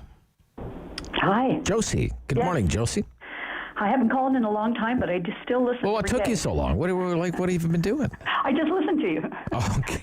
I do agree with the last two callers, but I called in just to clarify this Canada pension thing from one of your callers. Well, I don't think there's anything to clarify. It all sounds kind of nutty. Well, it is true they ask you for your children's ages, when their birth date, their social insurance number, etc. And that's because, I mean, I had 3 kids, and while I was off on maternity leave and extended leave, I'm not contributing to Canada Pension, so that's unfair. When I go to retire, I'm not going to collect as much because I didn't contribute. Okay. So they compensate you for a period. Oh, I see. Okay. All right. Just wanted to say that in case. Yeah, well, I think there was more going on there than just that. Yes, I know. Okay. I don't think China's getting our social insurance numbers from us. Oh, boy, I was in Stittsville last week. I don't get to Stittsville very often. The growth out there is unbelievable. And Josie, I know. I can tell when did because we moved Stittsville? here 16 years ago when Yeah. Hazeldean was just 2 lanes. Right. And now it takes me 15 minutes to get out of my subdivision. When did Stittsville become land of the roundabout? Holy cow! There's roundabouts everywhere in Stittsville. Yeah, and unfortunately, a lot of people don't know how to use roundabouts. No, they don't. No, they just treat them the same as old-fashioned intersections, right? They come to the roundabout and they make a complete stop. They look both ways. They don't know what to do. Yeah, they don't know what to do. Yeah. Can you imagine the roundabouts in Europe? You know what? I'm not very good at doing roundabouts as it is, but holy cow, the Stittsville roundabout experience. Everybody should experience that once in their lives. Okay, thank you, Josie. Bye-bye. Yeah. Dave, you live in Orleans, right? Don't you live in Orleans, Dave? You're in Orleans, right? I moved actually downtown. You moved downtown. Do they have a lot of roundabouts in Orleans too? They sure do. Yeah. Holy cow, I hate roundabouts. It seems like every time I go to Orleans, there's a new roundabout. Actually. Yeah. And do people generally get the gist now of the roundabout? Like, I understand. Look, politicians love roundabouts because it's supposed to lower greenhouse gases because it reduces idling at intersections, right? And it keeps the traffic flowing. That's the idea, but it only works if people actually use the roundabout the way the roundabout's supposed to be used. Don't come to the entrance of the roundabout and stop. It's not how it's supposed to work. But there's a couple in Orleans on either end of Jeanne d'Arc. Yeah. One is like Jeanne d'Arc at St. Joseph, and the other one is at Trim Road. Right. And they're both pretty. Yeah, I know the Trim Road one. Greasy for sure. Yeah. And there's a bunch on, I think it's Renault Road, with the road that goes into Navan. There's roundabouts there, right? So, Brian Coburn, that whole area, Roundabout City. Roundabout City, yeah. Yeah, they're like the e-scooters. The roundabouts are just a scourge. They're designed to drive people like me nuts. Logan, Smiths Falls. Logan. Good morning, Rob. You got any roundabouts in Smiths Falls? No. You're okay. I'm mostly just dealing with them in Stittsville, too. So. Okay. All right, Logan. What's on your mind, sir? I wanted to jump in, and I feel like I got to defend my guy, Jagmeet Singh a little bit. Why? Because he gained 1 seat? No. Well, I understand the seat thing. It's absolutely important. But I also feel like I should point out that other than the PPC, which is a conversation for another time, I believe, the NDP were the only ones to gain voter support. Yeah, I saw that. I saw that on Twitter. You're up 60,000 votes over, the last election or something, right? Absolutely. I also want to point one other thing out that I think, as somebody that's visibly not white, I think I should also point something out when people compare Jagmeet and the support for Jagmeet versus the support for Jack Layton, is that, I watched the election. Half the news media couldn't even pronounce the guy's name right, and he's come out on several occasions teaching, which I want to actually commend you for, because you are one of the ones that get the name right. Well, I asked him once, how do I pronounce your name? And he told me. So, God bless. He's come out on many occasions trying to explain the etymology of his name, and people still don't seem to get it right. So I think, I don't think it's outright racism. I'm not one of those people that's like, oh, it's all blatant. I think in Quebec, it plays a role in Quebec. I have no doubt, but I have no doubt about that. I think you're right on the money there. But I just wanted to jump in quickly. I'm not even the hugest fan of the guy, but I feel like I'm not hip. I'm not cool. I don't do TikTok. Why is he fully clothed in the shower on TikTok? You know what? I have no idea. As an aspiring stand-up comedian, maybe I'll figure it out and make a joke about it one day. But until then, Gotcha. Okay, thank you. And this will be the last one. Is it Shay? Ches.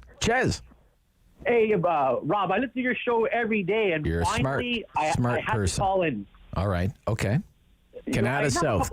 All right. I'm actually calling from Canada South. We lost to Jenna Suds. Yes. Yeah.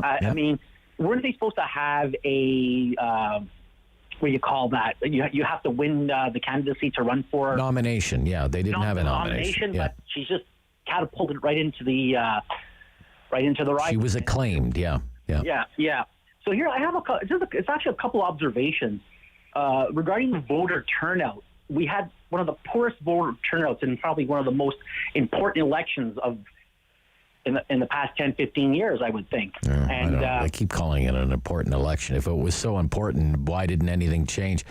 Exactly. Yeah, but it was It's above 60% now as more votes are being cast, 61%, but it's still pretty abysmal, isn't it? Yeah. Well, my friend had an interesting observation. Now, you can, take it for what it is, but he was saying that in the Toronto area, there were 96 polling stations that were reduced to 16 because of... 15, yeah. That was in the newspaper on Election Day. It was an editorial in the Globe and Mail pointed. I mean, I cannot believe that it's not possible to have alternate polling stations and to make them COVID-free. Even 10, another 10, 15, 20, whatever the number is. Yeah, in Toronto Centre, right downtown Toronto, in that riding, they had more than 90 polling stations 2 years ago. This time around, they had 15, and they had no polling stations on any university campus, ever. So, anywhere. Look, I got to run. I get what you're saying. Okay, thank you. Call back again sometime, Chess. Thank you. Because we're a little late for the news. But I wanted to fit in as many people as we could because it's Friday free-for-all. It's my favorite hour of the week. After the news, we go to City News Edmonton for the latest on the COVID situation in Alberta. This is the Rob Snow Show on City News.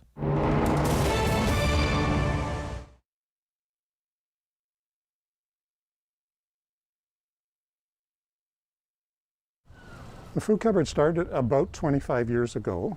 Again, it was a very small operation in the basement of a church. And we have been expanding to the point where we needed to have a new facility. So in discussion with the city of Ottawa, and Jan Harder, the local representative here, we came to this location, which is about 2,000 square feet, located in the Walter Baker Centre. We've been here for about 2 years. And it is much better. It gives us a much broader opportunity to serve our clients better. It's a fairly affluent community in Barrhaven, so you wouldn't think that people would really need to have a food bank or a food cupboard. But people sometimes have a temporary loss of their job, maybe new immigrants or refugees to the community. Maybe there's been an injury in the family or something like a pandemic that causes people to run short of food during their monthly requirements. So we offer any clients who come and live in our catchment area the opportunity to pick up an order of food every 3 or 4 weeks. The need varies from time to time. We have expanded our offering to include quite a few perishables, eggs, milk, cheese, yogurt, vegetables, fruit, but people I think know that we need cans of beans and stuff as well too. One thing that we're consistently short of sometimes is personal hygiene products. You go to the grocery store, you buy your toothpaste and you buy your deodorant and shampoo there. People don't automatically think that to donate those kinds of things to a food cupboard. So we end up buying quite a few of those things from time to time. The pandemic has affected us like it has everybody. Initially, we had to stop the grocery store food donations so that we didn't have any risk of contamination and to have a significant number of volunteer work to be done in our facility. We have a storefront, so it's like a mini grocery store where you take a cart and you go around and pick out the things that you want. ET 101.1 FM in Smith Falls and the Valley. Number 1 for local news in Ottawa and the Valley. This is City News, now on 101.1 FM and 1310 AM. It's 11:03 on Friday, September 24th. Good morning. I'm Andrew Boyle. Here's what's making news in Ottawa and the Valley. Breaking news out of the United States reports a Huawei executive, Meng Wanzhou, will be making a virtual court appearance to resolve the charges against her. Multiple reports say Meng Wanzhou will be virtually appearing in a U.S. federal court in Brooklyn today to resolve the charges that she's facing. CBC News reports Miss Meng is expected to plead guilty and pay a fine as a part of a deal to defer charges. And after that, Crown attorneys in Vancouver will make a court appearance to stay the extradition proceedings against her. That means she could be free as early as today. Now, this could be a major development in the efforts to free Michael Kovrig and Michael Spavor, two Canadians who have been been languishing in Chinese jail cells for more than 2 years. Ms. Meng was arrested in Vancouver in December 2018 on a U.S. extradition request to face those charges for allegedly lying to officials about her company's business dealings with Iran. Days later, the two Michaels were arrested in China on espionage charges. China denies they were retaliatory arrests. However, they have multiple times linked the freedom of Ms. Meng to the freedom of the two Michaels. The Prime Minister's office is not commenting on the developments at this time. Reuters reached out to a spokesperson for Huawei, the U.S. Attorney's Office, and an attorney for Ms. Meng. They are also not commenting. Cormac McSweeney, Parliament Hill. City News Time, 11:04. Ontario reporting another 727 cases of COVID today, along with 11 more deaths. Now, the province tested over 36,000 people for these numbers. Now, the positive rate came back at 1.8%. Ottawa has 70 of the new cases. There are 30 in Eastern Ontario, 4 in Leeds, Grenville, Lanark, and due to a data change, 1 fewer case now in Renfrew County. The Confederation line derailment still top of mind for many councillors today, many trying to figure out why this keeps happening, but also what to do next. Councillor and Transit Commission member Riley Brockington tells City News what he thought about when he heard the train had derailed and skidded over another 400 meters. And I had asked one of the people from RTG, I said, well, what if this had happened at going 80 kilometers an hour? And he said, I don't want to think about that. He says he really doesn't want to know why an alarm didn't go off or wants to know why that happened and why there was a derailment in the first place. Brockington says it is unfathomable that a train arriving at a station and simply left without the conductor's knowledge, even though some wheels were off the track. I'm Andrew Boyle for News Anytime. Follow up online at ottawa.citynews.ca. Firm. Fair. Fun. The Rob Snow Show returns On Rogers TV and City News, 101.1 FM. and 1310 AM. Let's get the very latest now on the situation with COVID-19 in Alberta and the political future of Alberta Premier Jason Kenney. Joining us this morning is Courtney Theriault, covering Alberta politics for City News Edmonton. Good morning. Good morning to you, Rob. Nice to hear from you. What is the latest on COVID-19? What is the situation across Alberta these days? Well, I think the mood is generally pretty dire. I think there's probably no better way to encapsulate where we're at right now than when we had the head of our healthcare system make the statement yesterday that the only reason we're able to keep any capacity in our ICUs right now is because patients are dying. We're putting in about an additional 23 people into our ICUs every single day. Yeah, if I could just interrupt, we have the audio of that. Yeah. Her name is Dr. Yu, I believe that is her name. Dr. Verna Yu, correct. Yes. Let's play that clip. David, please roll tape. Yesterday alone, we had 22 Albertans who were admitted to our ICUs with COVID. The day before, we had 23. And over the past 5 days, the average number of COVID ICU admissions have been more than 23 per day. It's tragic that we are only able to keep pace with these sort of numbers because, in part, some of our ICU patients have passed away.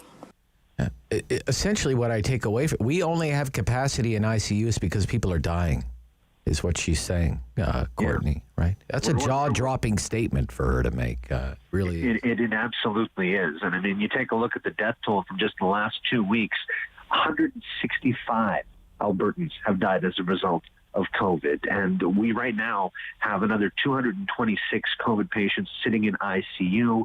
I mean, we've gotten to the point where seeing double-digit deaths on a daily basis, you know, we're kind of almost immune to that shock at this point, just because it's become such commonplace scenario here, and it's dire times right now, I think, when it comes to our COVID situation. Okay, who is getting COVID? When we hear stories like this in other hard-hit jurisdictions, we hear from health officials that most of the victims are primarily the unvaccinated. What is the situation in Alberta? Well, the phrase from health officials and government officials is that this is, in fact, the crisis of the unvaccinated. And to take a look at the new admissions into ICU yesterday, our chief medical officer of health said 100% of the new ICU patients yesterday were unvaccinated. Well, I mean, we're still seeing breakthrough cases in terms of just cases themselves. I think we're looking at, I think yesterday was something in the neighborhood of 76% of new cases were vaccinated, leaving at 24% in those who either had one shot or two shots. But again, this is the thing that's being reiterated, and we're seeing it in the statistics here, and the lives being lost. These are people who have not rolled up their sleeves for one reason or another. They're the ones who are suffering the severe outcomes. They're the ones whose lives are being lost right now. Given the current state of COVID-19 across the province of Alberta, has this shocked people into going and getting vaccinated if they were vaccine hesitant before? Is there any indication that that if they were hesitant to get vaccinated before, they're willing to do it now, or is that just not happening? We did see a bit of an uptick about a week ago when the province announced its variation of a vaccine passport. But this week, I mean, we reported on City News here in Edmonton about COVID parties being thrown in the community not too far from Edmonton. People willingly gathering together to catch the virus in hopes of building up antibodies. And that's part of the misinformation that seems to be out there right now, particularly in rural communities, is that if people simply catch this virus, catch the disease, build up the antibodies, then they don't need to worry about the vaccine. But our chief medical officer of health yesterday said that concept is simply dangerous and irresponsible. And so that's some of the battle that we're facing right now, is that we're seeing cases start to drop a little bit in urban areas like Calgary and Edmonton, but the numbers are still on the uptick, the arrow pointing straight up in many rural communities. Okay. Courtney Theriault is with us, covers Alberta politics for City News Edmonton. Let's talk about, I'm thinking back to the appeal for assistance that was made by one of the top health officials, that we need assistance, we need nurses. There have been reports of patients being transferred out of province to other provinces. What's the latest on that? What assistance has been made available either from other provincial governments or the federal government to help Alberta in its time of need, Courtney? Well, it's still very much kind of a transitionary thing. The officials here telling us that they haven't actually had to transfer any patients out just yet. We did set up an agreement with Ontario. The military has said that they will help with any transports that required there. Again, to put things into perspective, we've got about 350 ICU beds right now, which is twice the normal capacity. The only way we got there was by, basically canceling surgeries, opening up operating rooms, basically any spare bed that we can have. And right now we're at about 89% of those beds as of yesterday, as of Thursday. So we are getting close to that point where we might need to rely on the military to transfer these patients to Ontario, or to have Ontario send staff to help us, man these ICU beds. But right now it's all very much more of a precautionary measure, but each passing day does seem that it feels almost inevitable that we will be relying on those helping hands. All right, let's get into the politics of it all. Jason Kenney is the at least the public polling would indicate he's the least popular premier in Canada right now. He's getting it from all sides, not only his traditional, say, political opponents in a partisan sense, but it seems in reading the news reports and watching it from afar that longtime allies have turned on the premier. What can you tell us about that, Courtney? Yeah, I mean, when he rode in on his blue truck 4 years ago, it was to unite the right, but here we are now, and everything he does seems to be dividing that side of the spectrum. This week, behind closed doors, caucus met, very much the fractures coming to the forefront, a very heated session on Wednesday. Apparently, at one point, they did put the notion of a leadership review, a no confidence review. But that was staved off only by two facts. The fact that it was supposed to be a public vote, so the votes would have been known, and the premier reportedly has decided that he will bump up his leadership review, which was slated for late next year. Now it looks like it's going to be early this year. But you're absolutely right in the sense that this isn't just a case of one portion of the party coming at him from one direction. He's getting it from both sides. You have a lot of urban members who think that he did not act quickly enough to stave off the crisis we're seeing in the healthcare system. Whereas on the rural side of things, you're hearing from MLAs who say that this has gone too far, that, you know, the crisis that we're seeing is blown out of proportion. And so that's why you're seeing, you know, I think it was a Leger poll last week that found 6% of Albertans, 6% think that he has done a strong job in handling this COVID crisis. Six. Single digits. 0.6. No 1, 2, or 3 in front of the 6. Wow. So what's the speculation? Is Premier Kenney going to even make it to this leadership review that is supposed to, I guess, now happen sometime in the spring of next year? Yeah, it certainly gives off vibes of Alison Redford from back in 2014 when you had a room full of Macbeths angling for the job, and it's just been such a precipitous fall for him over the course of this pandemic. And you take a look at just the landscape that is Alberta politics, particularly over the last 10 years. I mean, we had Ralph Klein in power for 14 years, but in the last decade, 6 premiers. It's just become the norm here that we turn over that position on a regular basis, and we've got, you know, staunch right-wing supporters in columnists here who, you know, defended the first 3 waves, defended Kenney against the first 3 waves. But this time around, you know, this isn't a case where he's stuck between a rock and a hard place. He's stuck between a rock and a bunch of knives pointed at his back. And at this point, I think that the sense is it's not a matter of if, but more a matter of when. I thank you so much for the update from Edmonton today. It's greatly appreciated. Well, my pleasure, Rob. Yep. Courtney Theriault. He covers Alberta politics for City News Edmonton. Coming up next, the latest from Senge Training Camp. This is City News.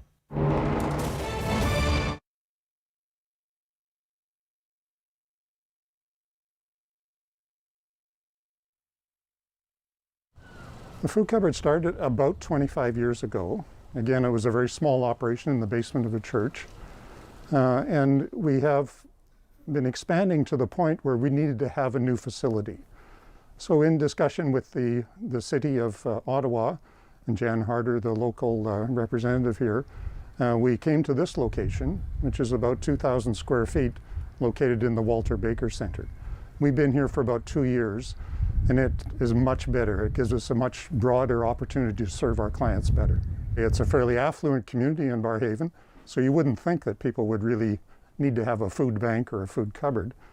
But people sometimes have a temporary loss of their job, maybe new immigrants or refugees to the community.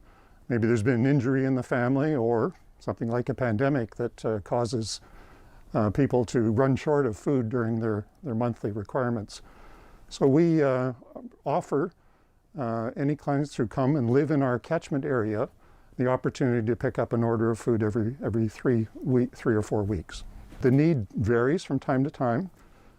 We have expanded our offering to include quite a few perishables, eggs, milk, cheese, yogurt, vegetables, fruit. But people I think know that we need cans of beans and stuff as well too. One thing that we're consistently short of sometimes is personal hygiene products. You go to the grocery store, you buy your toothpaste and you buy your deodorant and shampoo there.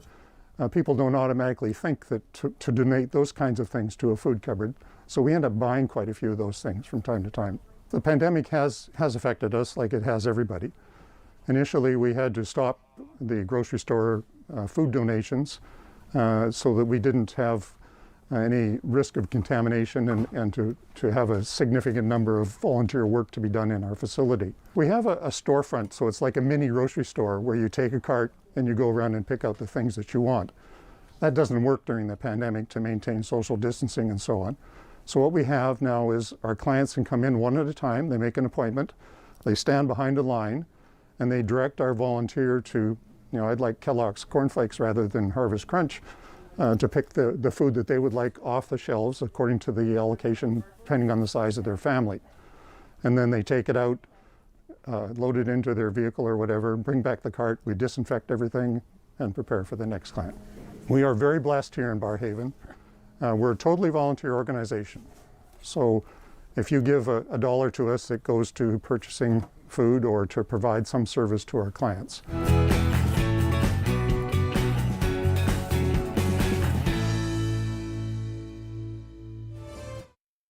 Opinions. The Rob Snow Show returns On Rogers TV and City News. 101.1 FM and 1310 AM.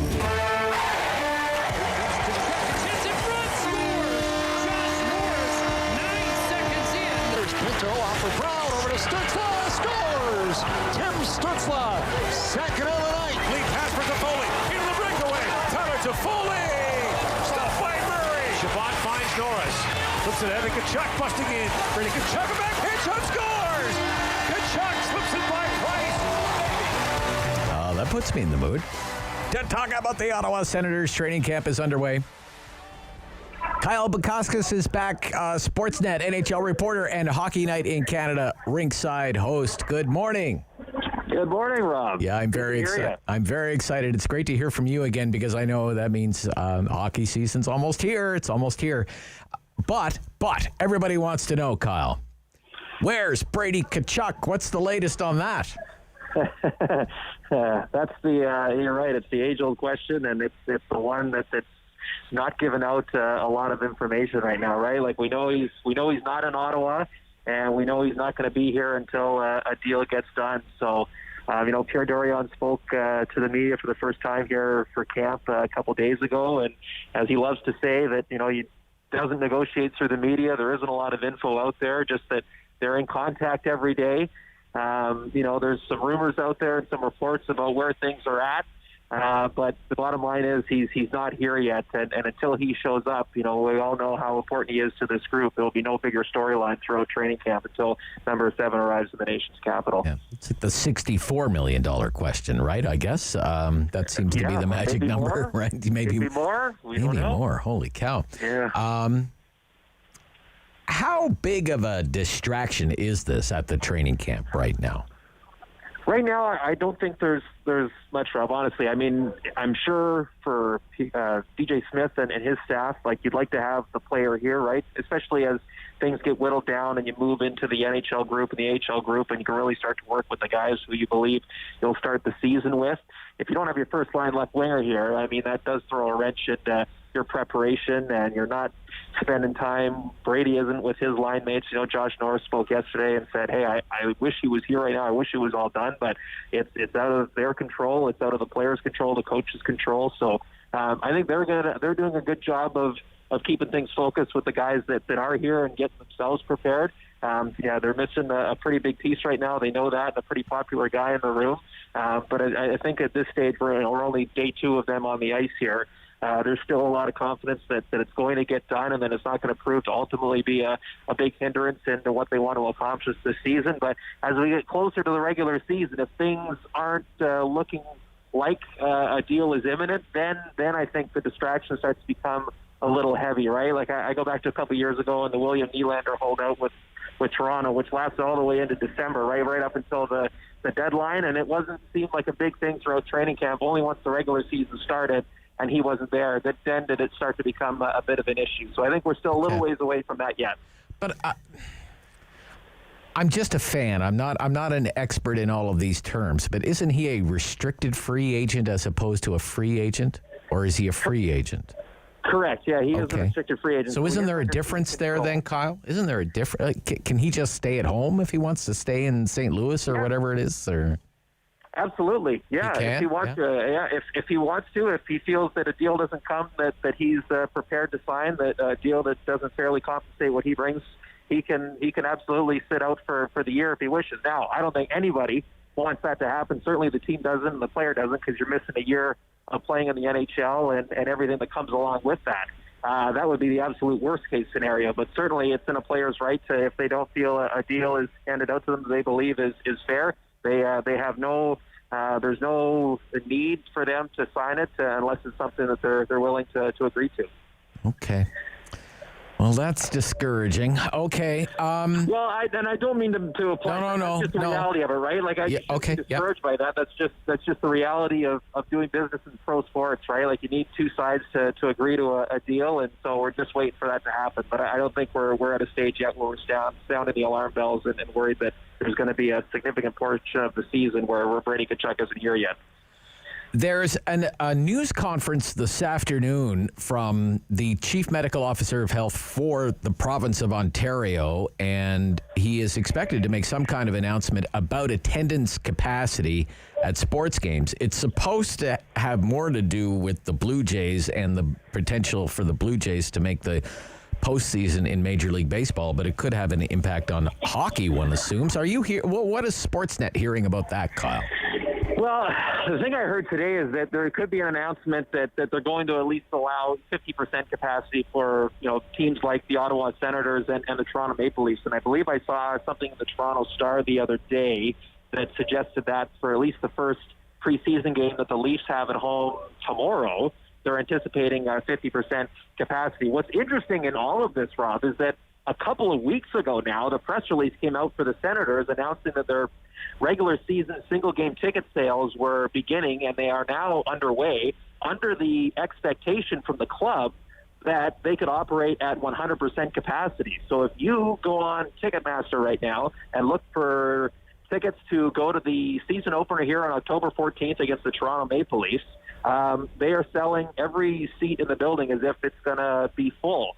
And now we're still not at a stage yet, and unless something comes out today that suggests, yes, they can operate at 100% capacity, that would allow them to do that. So I don't know how many other teams out there are offering tickets at a certain capacity that they don't know for sure that they'll be able to get to, but it's certainly one to keep an eye on here. It's certainly a team like Ottawa is trying to bring in as much money as it can, and as any team would, right? You went through all last season without anybody in the stands, and revenue was very difficult to come by. But I just find it's interesting where we're still here now as we speak today in late September thinking, well, maybe they're going to announce today that it's up to 50%, but a couple weeks ago the organization was saying, well, we fully expect to be at 100% come opening night, which is just over a couple of weeks away now. Oh, that's very interesting. Very quickly, what are realistic expectations, say, big picture, this season for the Ottawa Senators? What are the expectations? Should fans really expect this club to compete for a playoff spot this season? I would be very surprised if they got in, and pleasantly surprised, just because I think this is still a young group, Rob, right? And you look at what they did over the offseason. They had made a couple of moves. There's a couple of new faces here, but nothing that would suggest, this team is going from where they were last season. Yes, they had a very good finish, but going into a spot where they're going to be a playoff team. And talking to some people in the organization, I think they feel that as well. Like, they're being realistic about it all. Yes, they need to take a step. They can't be a team that's once again in the mix for a lottery pick. But I think, they're looking 2 years from now is where they really think that they're going to be able to make their push and become a team that's going to be looking at playoffs as a bare minimum expectation for their season. They're in a tough division. They're in a tough conference, and they're still a very young team. So there's still going to be some growing pains. I just think they need much better goaltending than they got off the hop last year just to give them a chance. And if they can get that, then let's see, right? As these guys, the young players that are now a year older, if they start to take the league over a little bit, I think it could be very fun to watch here some nights. So I'm totally open-minded to what they may be capable of doing this year, but I'm not thinking playoffs just yet for this group. Hey, Kyle, it's great to hear from you. Thanks so much for the update from Sens training camp. Always a pleasure, Rob. Good chatting with you. Yep. NHL reporter for Sportsnet, Hockey Night in Canada, ringside host Kyle Bukauskas. Queen's Park Week in Review, and what a week it was. We'll talk about that right after the news with our MPPs. This is City News.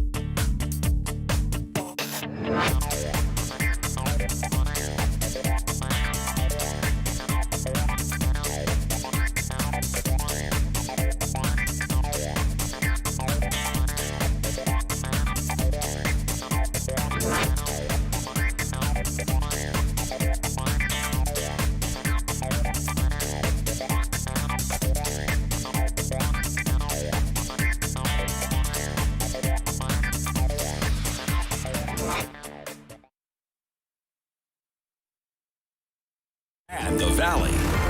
This is City News, now on 101.1 FM and 1310 AM. This is Friday, the 24th of September. Good morning, I'm Jason White. Right now in Ottawa, mostly cloudy, 16 degrees, 16 in Smiths Falls as well. Here's what's making news this hour. A man has been wounded in an early morning shooting in Ottawa's West End. The gunfire happening just after midnight on Grennan Avenue near Richmond and Pinecrest. Police found property damage caused by bullets at the scene. Shortly after, a 21-year-old man drove himself to hospital with gunshot wounds. Police believe he was involved in the shooting, but his injuries are not life-threatening. Anyone with information about the shooting is asked to contact police or Crime Stoppers. A pair of Ottawa City councillors calling for a review of the 30-year LRT maintenance contract. They say they want a cost analysis but are not calling for the immediate termination of the deal just yet with Rideau Transit Maintenance. Councillors Diane Deans and Riley Brockington also say they feel it's time for the Transit Commission Chair, Councillor Alan Hubley, to step down from that role after he refused calls for an emergency meeting on the LRT problems. Ontario reports 727 new cases of COVID-19 today, 8 more deaths. 193 people are in the province's intensive care units because of COVID. Most of them are unvaccinated. A climate protest taking over Confederation Park today. The Climate Action Rally starts at noon. It's one of just several youth-led demonstrations being held across the globe today. A demonstration also gets underway today at Queen's Park in Toronto at 12:30. City News Time, 11:32. I'm Jason White. For news anytime, follow up online at ottawa.citynews.ca. He's the opinionated Ottawa icon. The Rob Snow Show returns on Rogers TV and City News. 101.1 FM and 1310 AM.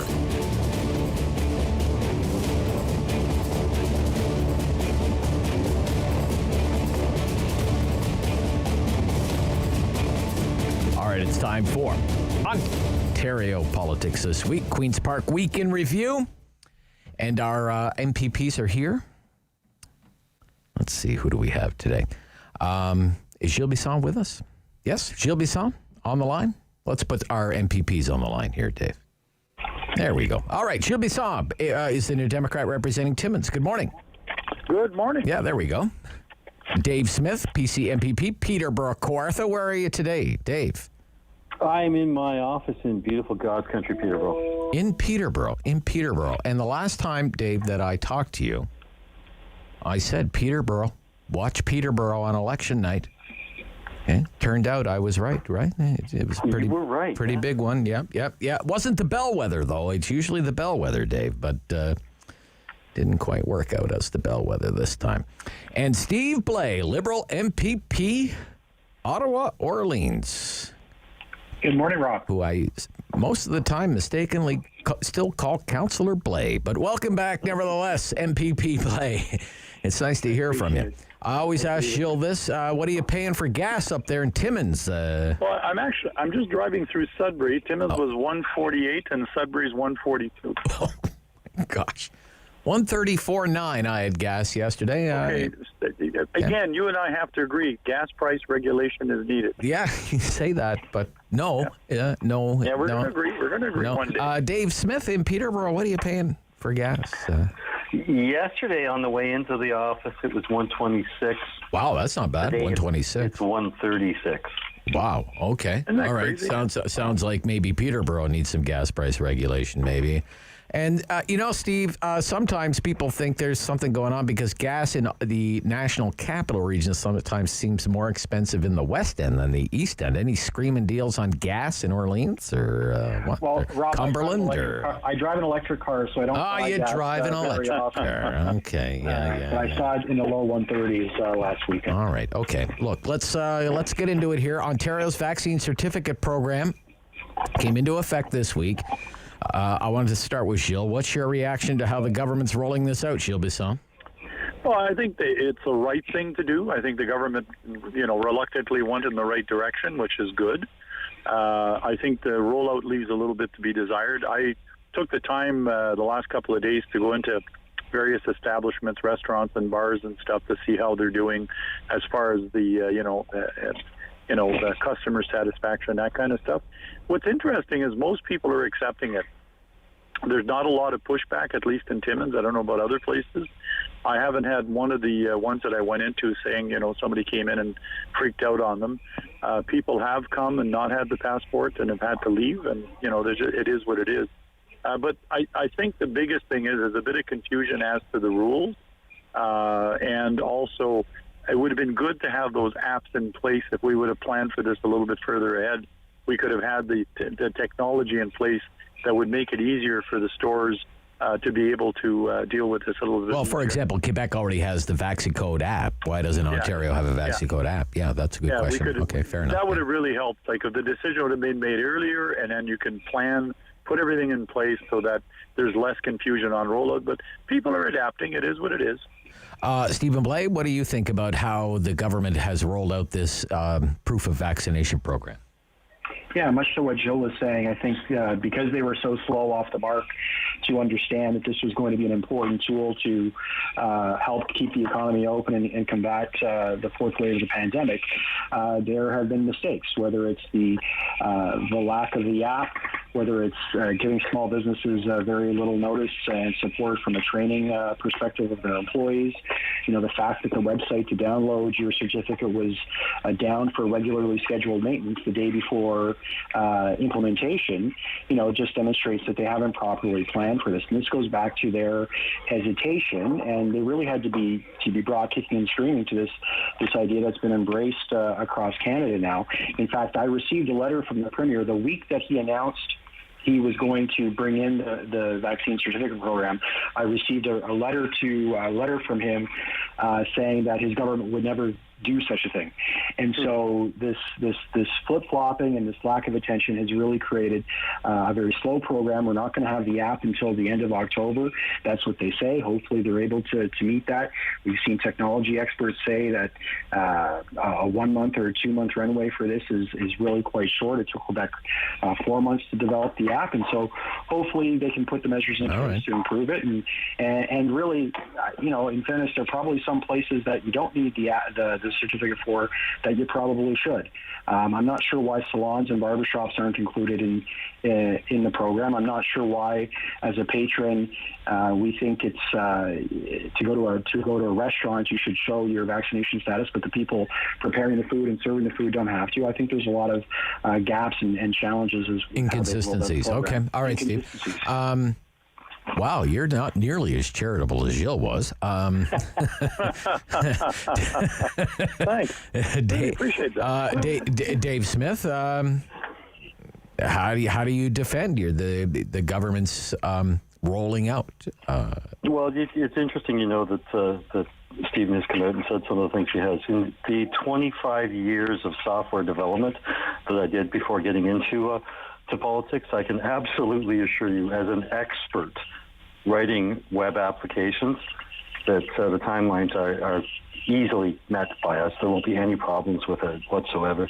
And in terms of who should be using it, what businesses should, what businesses shouldn't, again, we're going to sit back and listen to the experts. When the Chief Medical Officer of Health says this is what we should be doing, you probably should be listening to the highest doctor in the province and not a couple of guys in the back room with Stephen Del Duca. What I'm hearing from businesses is that There's some animosity. There is some uncertainty from staff. We expected that would be the case. Anytime you do something new, anytime that there's a change, there's always that fear of the unknown. But I'm not hearing a great deal of pushback on the businesses. Just as Gilles said, it seems that most people are accepting of this, and they recognize that it is the right thing to do to make sure that we reduce the spread of the virus. Can I just... Sure, Gilles, go ahead. Yes, Interesting comments on the part of my friend, the Conservative, saying, we're going to listen to the experts. The experts were telling them to do this a long time ago, and they decided to have a political decision not to do it for reasons we all understand. Not everybody's happy with this. So, governments are sensitive to what people think, and I understand that. But you can't, hide behind, we take all of our information from the medical community and the experts, when we've seen throughout this pandemic that's not been the case with this government. When it suits your purposes, you do that. When it doesn't, you don't. I think we need to be square with people about this stuff. All right. Okay. I want to move along to something else here. Here in Ottawa, Steve Blais will know better than probably the other two. We have a long-term care home, the Pearly Rideau Veterans Health Center. So this is in the newspaper today. I'm quoting here. Ottawa's largest long-term care home is making COVID-19 vaccination mandatory for all staff, volunteers, and contractors. Pearly Rideau Veterans Health Center joins a growing list of homes across the province choosing to move beyond less stringent provincial requirements. The province requires all staff to report their vaccination status, but allows unvaccinated staff to continue working in long-term care as long as they are routinely tested and undergo education about vaccines. What do you think of that policy, Steve Blais, as it stands right now, that you don't have to be vaccinated to work in an Ontario long-term care home, but you do have to be routinely tested and undergo some kind of education program or something? What do you think of that, Steve Blais? Yeah, so I think that policy is quite frankly baffling. That's why we were the first of the political parties to come out and say that for frontline healthcare and for frontline education, we feel that everyone should be required to be vaccinated. If you're working with the most vulnerable members of our society, people that are frail, that have pre-existing medical conditions in the case of long-term care, if you're working with children who aren't old enough yet to be vaccinated in the case of education, we feel that you should be vaccinated and have an obligation to be vaccinated. The NDP came out and said that was unconstitutional. Obviously, the Ford government hasn't mandated those things. We strongly believe that those people working with our most vulnerable should be vaccinated. It's in our common interest, and it's our common good, and it's how we can protect those members of our society. Gilles Bisson? Well, first of all, it's inconsistent. Okay. I need to get a vaccine passport to be able to walk into a restaurant, a bar, a gym, and a few other places. But I can walk in and work with the elderly, or I can work in a hospital or a school without being vaccinated. You do have to be tested, though. Yeah, you have to be tested, but there, you get tested. You may already have. You may already have COVID. Maybe, and brought it into maybe. I think it's inconsistent. I think we should be doing that within our healthcare. I was meeting with Kate Fife, who runs our hospital here in Timmins. They're going that way. They're going to demand that people be vaccinated to work at the hospital. I imagine our long-term care facilities will follow suit. I had a meeting yesterday with Collège Boréal, which is our Francophone college here in Northern Ontario. They've, like all other college universities, have taken this position. And we had to have a discussion yesterday because one gentleman decided that he didn't want to get vaccinated. So, they said, here's your tuition. You're not coming to school unless you get vaccinated. So I think this is pointing to the inconsistencies of some of the decisions. Okay. And I think it'd be a lot easier on people if we had consistent, you need a vaccination to get into a restaurant. It should be the same for healthcare facilities. Dave Smith, what do you say to that? We have about 92% of the staff across Ontario in long-term care that are vaccinated, so we're getting very close to having that 100% mark as it is right now. When you take a look at the measures that are put in place, it's all about risk mitigation. There is rapid testing that they have to take part in. They have masks on. They've got shields. They have PPE, a whole lot of things that are in place to protect the residents of the homes. And on top of that, we've started a third dose vaccination program with the most vulnerable in these long-term care facilities. It's all things combined together to protect people in long-term care. Minister Phillips has made the commitment that he's going to continue to monitor the situation to make sure that we don't have outbreaks in the long-term care facilities. The challenge that we have is not in the facility itself. It's the community spread of the virus. It's what's happening outside of the long-term care facility. So if you put all of those other measures in place to protect the residents, that's really where we're going to be stopping the virus from coming in. Okay, I want to follow up on this with kind of in a slightly different angle. Your workplace, for all intents and purposes, as MPPs, is the Legislative Assembly of Ontario. Okay, it's in the news now. The Speaker of the Legislature will require anyone looking to enter Queen's Park or associated buildings to show proof of full vaccination against COVID-19 or proof of a recent negative antigen test. The Speaker's in charge of the whole grounds of the legislature, okay? How do you as MPPs feel about that? This is your workplace. That's your workplace policy. Stephen Blais. Yeah, I would prefer that it was full vaccination, hard stop. At the beginning, the Speaker had indicated he wasn't interested in doing really any kind of rule, and so I'm glad there is at least this thing. But I think, in fairness, I would feel more comfortable if it was a hard proof of vaccination, hard stop, and then continuing the other public health, distancing, masking, etc., the measures that we've had in place for the last year and a half. Okay, Jill. Oh, I'm in agreement. I think it should be fully vaccinated. Again, this goes to the inconsistencies that we have in policies that have been put out by the Ford government. We need to lead by example. The legislature should be one of those places where we are all vaccinated. And there's different people that work there, and there's members like myself. I'm immune suppressed. I have a condition called psoriatic arthritis, so I'm on a drug in order to deal with my immune system. It's an overactive immune system that causes it. Okay. All of last spring, I couldn't go to Queen's Park because I wasn't vaccinated, and I didn't want to take a chance and get sick, because if I did, who knows what would happen. Wow. So I think for the respect of people who work there, people that come in to see us, and for all Ontarians, I think we need to lead by example, and it should be you have to be vaccinated to go in the building. Dave? Let's be clear that the Speaker of the House is the one who makes the decisions for the precinct itself. It's not the government. Yeah, it's not the government. It's the Speaker. Yeah. Our policy, the PC caucus policy, is that all PC members, whether they're a member or whether they're a candidate, that they have to be vaccinated. And I think that as elected officials, we're held to a higher standard than everyone else. And it's incumbent on us as those elected officials, as people that others look up to. We should be setting the example and make sure that we are double vaccinated. I completely understand Jill's point on it. My wife has psoriatic arthritis as well. She's immunocompromised. We have to be doing these things to make sure that we're showing that we're leading the way. Okay. And convincing people this is what they should be doing. I want to ask you because independent MPP here from Eastern Ontario, Randy Hillier, his opinion about all of this.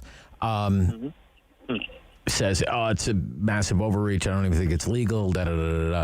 Let's say that the Speaker bans him because he won't get vaccinated or tested. Could he participate in legislative proceedings remotely, virtually? Is that even an option for MPPs? I don't know. That's why I'm asking. Only for committees. Only for committees. Virtual, okay. Unless you're the chair. If you're the chair, you have to be. But to get into the chamber itself, where the legislation takes place, no, he cannot come in if we were all vaccinated. And it raises the question, does that affect what we call members' privilege? There's a concept in law where members have privilege. You cannot obstruct a member from being able to vote or do their job. But I think in this case, the Constitution would hold up that it's a reasonable measure on the part of the legislature to treat the workplace the same way we do a hospital or a school or wherever else we're going to end up requiring people to be fully vaccinated. Okay. Everybody kind of agree with that analysis, or more or less? I agree with more or less. More or and less. I think that the key point is you're entitled to your opinion, and Randy definitely has his opinion. But you're not entitled to make up your own facts, and that's where he gets confused. He can make up his mind. He just can't make up facts. And the facts are, the vaccine works. It is something that is going to get us out of COVID-19. And anyone who steps back and says that, no, the vaccine is, somebody trying to put a 5G device in my arm, well, get your cell phone away then, too. Okay, we're going to stop here, and then we'll come back. We'll do a few minutes more on some other hot issues in Ontario politics with our MPPs. Queen's Park Week in Review on City News.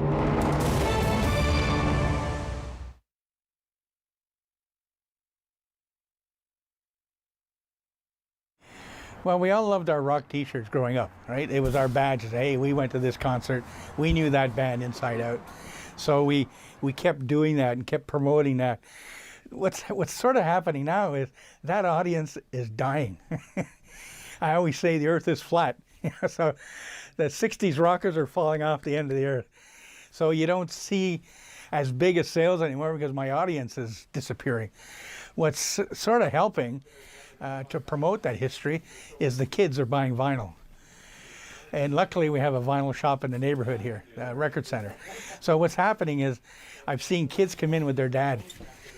And the dad saying, hey, do you have any Beatles shirts? Do you have any CBGB? Do you have any of this?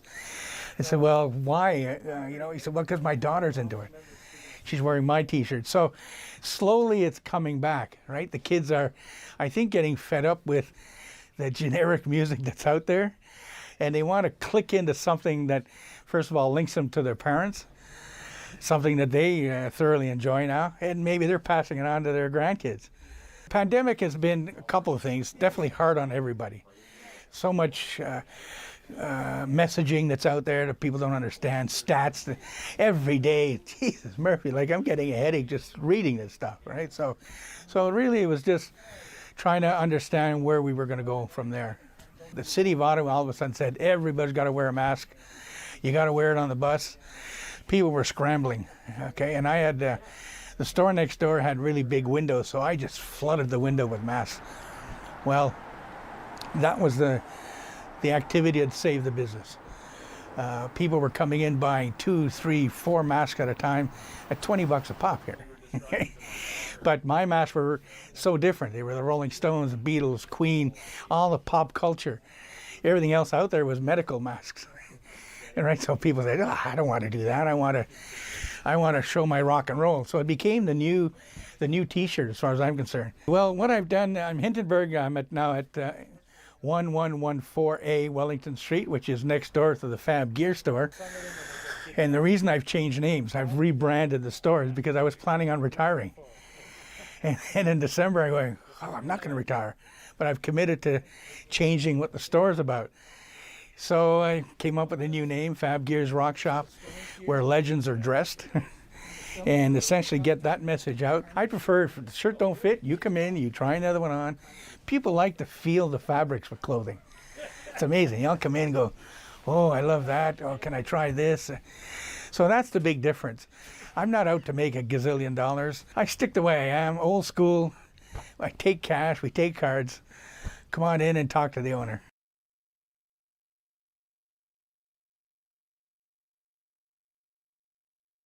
On Rogers TV and City News. 101.1 FM and 1310 AM. We're back. We only have 5 minutes left with our MPP. Gilles Bisson, New Democrat, Dave Smith, Progressive Conservative, Stephen Blade, Liberal here from the Ottawa area. The Quebec government announced yesterday it's going to spend $1 billion on bonuses for nurses of between $12,000 and $18,000. Is going to try and offer them more predictable scheduling, giving them a better work-life balance, no more mandatory overtime. Nursing shortage is a big problem in every province, but what's the plan here, Dave, for hiring and retaining nurses in Ontario? Do we have to now come up with $1 billion to do the same thing? We've got a plan in place right now. We've invested $61 million to support recruitment and retention of nurses. It's not just about the dollar amount. How much? How much? $61 million. $61 million. Recruitment. Okay. Yeah. But we've also put another $18 million into the Nurses Graduate Guarantee Program. another $35 million in an enrollment program to bring nursing students into publicly assisted colleges and universities across the province. So we're making some of those changes right now. It's not just about the dollar amount, though, too. Keep in mind that there's a difference in wages across all of Canada for all of those positions, and Quebec nurses don't make as much as Ontario nurses do at the moment. It's also things around the workplace itself. What's the working conditions like? And these are all things that we're taking into account here in Ontario. Okay. We've got about 375,000 of the nurses who are benefiting from things like the pandemic pay. All right. Gilles, quickly, Gilles. Yep. Well, listen, clearly we've had a problem when it comes to retaining and attracting nurses and PSWs. Let's not forget them. For some time now, this has existed for a long time, and I think the pandemic has, just pointed out just to what degree this is a problem. So we need to do something. Is it $1 billion? I don't know. But I do know that what we need to do is that we need to, first of all, make sure that healthcare professionals and those that work in our institutions are kept safe. We need some safe zones around them so that you don't have demoralizing protests going on outside.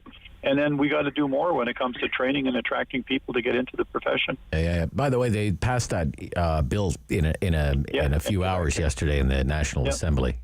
We could do the same in Ontario. That's what we're asking the government to do. All right. Okay. Steve, very quickly on the nursing situation. $1 billion in Quebec, whatever it is here in Ontario, but $1 billion for bonuses for nurses is wow. Okay. What do you think, Steve? Well, look, the Ford government effectively froze pay for nurses with Bill 124, limited increases to their pay to 1% a year for, 3 years. So now they're effectively making less money each year because inflation is much higher than 1%, as the Conservatives have just spent the last 7 weeks reminding us of. And so the Ford government is really paying nurses less now than when they first got elected. And as a result, it's no wonder why they're having trouble retaining them. You throw COVID on top of that, with all the long hours, obviously the stress, the anxiety, the emotions of the situation, and it's not shocking that there's a challenge attracting and retaining nurses here in Ontario, and that challenge will continue if efforts aren't made to ensure that their working environment makes more sense and that they're paid according to the expert service that they provide. Okay. Thank you to all three of you. We've got to go. Thank you again. Bye-bye. Thanks. Yep. Gilles Bisson, Dave Smith, and Steve Blay, your MPPs for Queen's Park Week in Review. I'm back on Monday. This is City News. The Rob Snow Show. Weekdays 9 to noon on Rogers TV and City News. 101.1 FM and 1310 AM. Number one for local news in Ottawa and the Valley.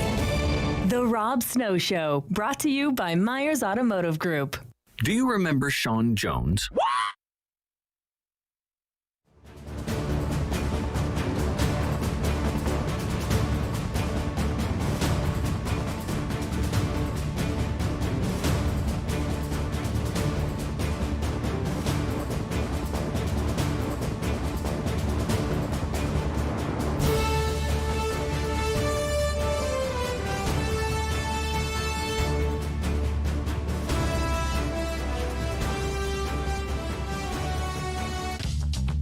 This program is brought to you by Ignite TV.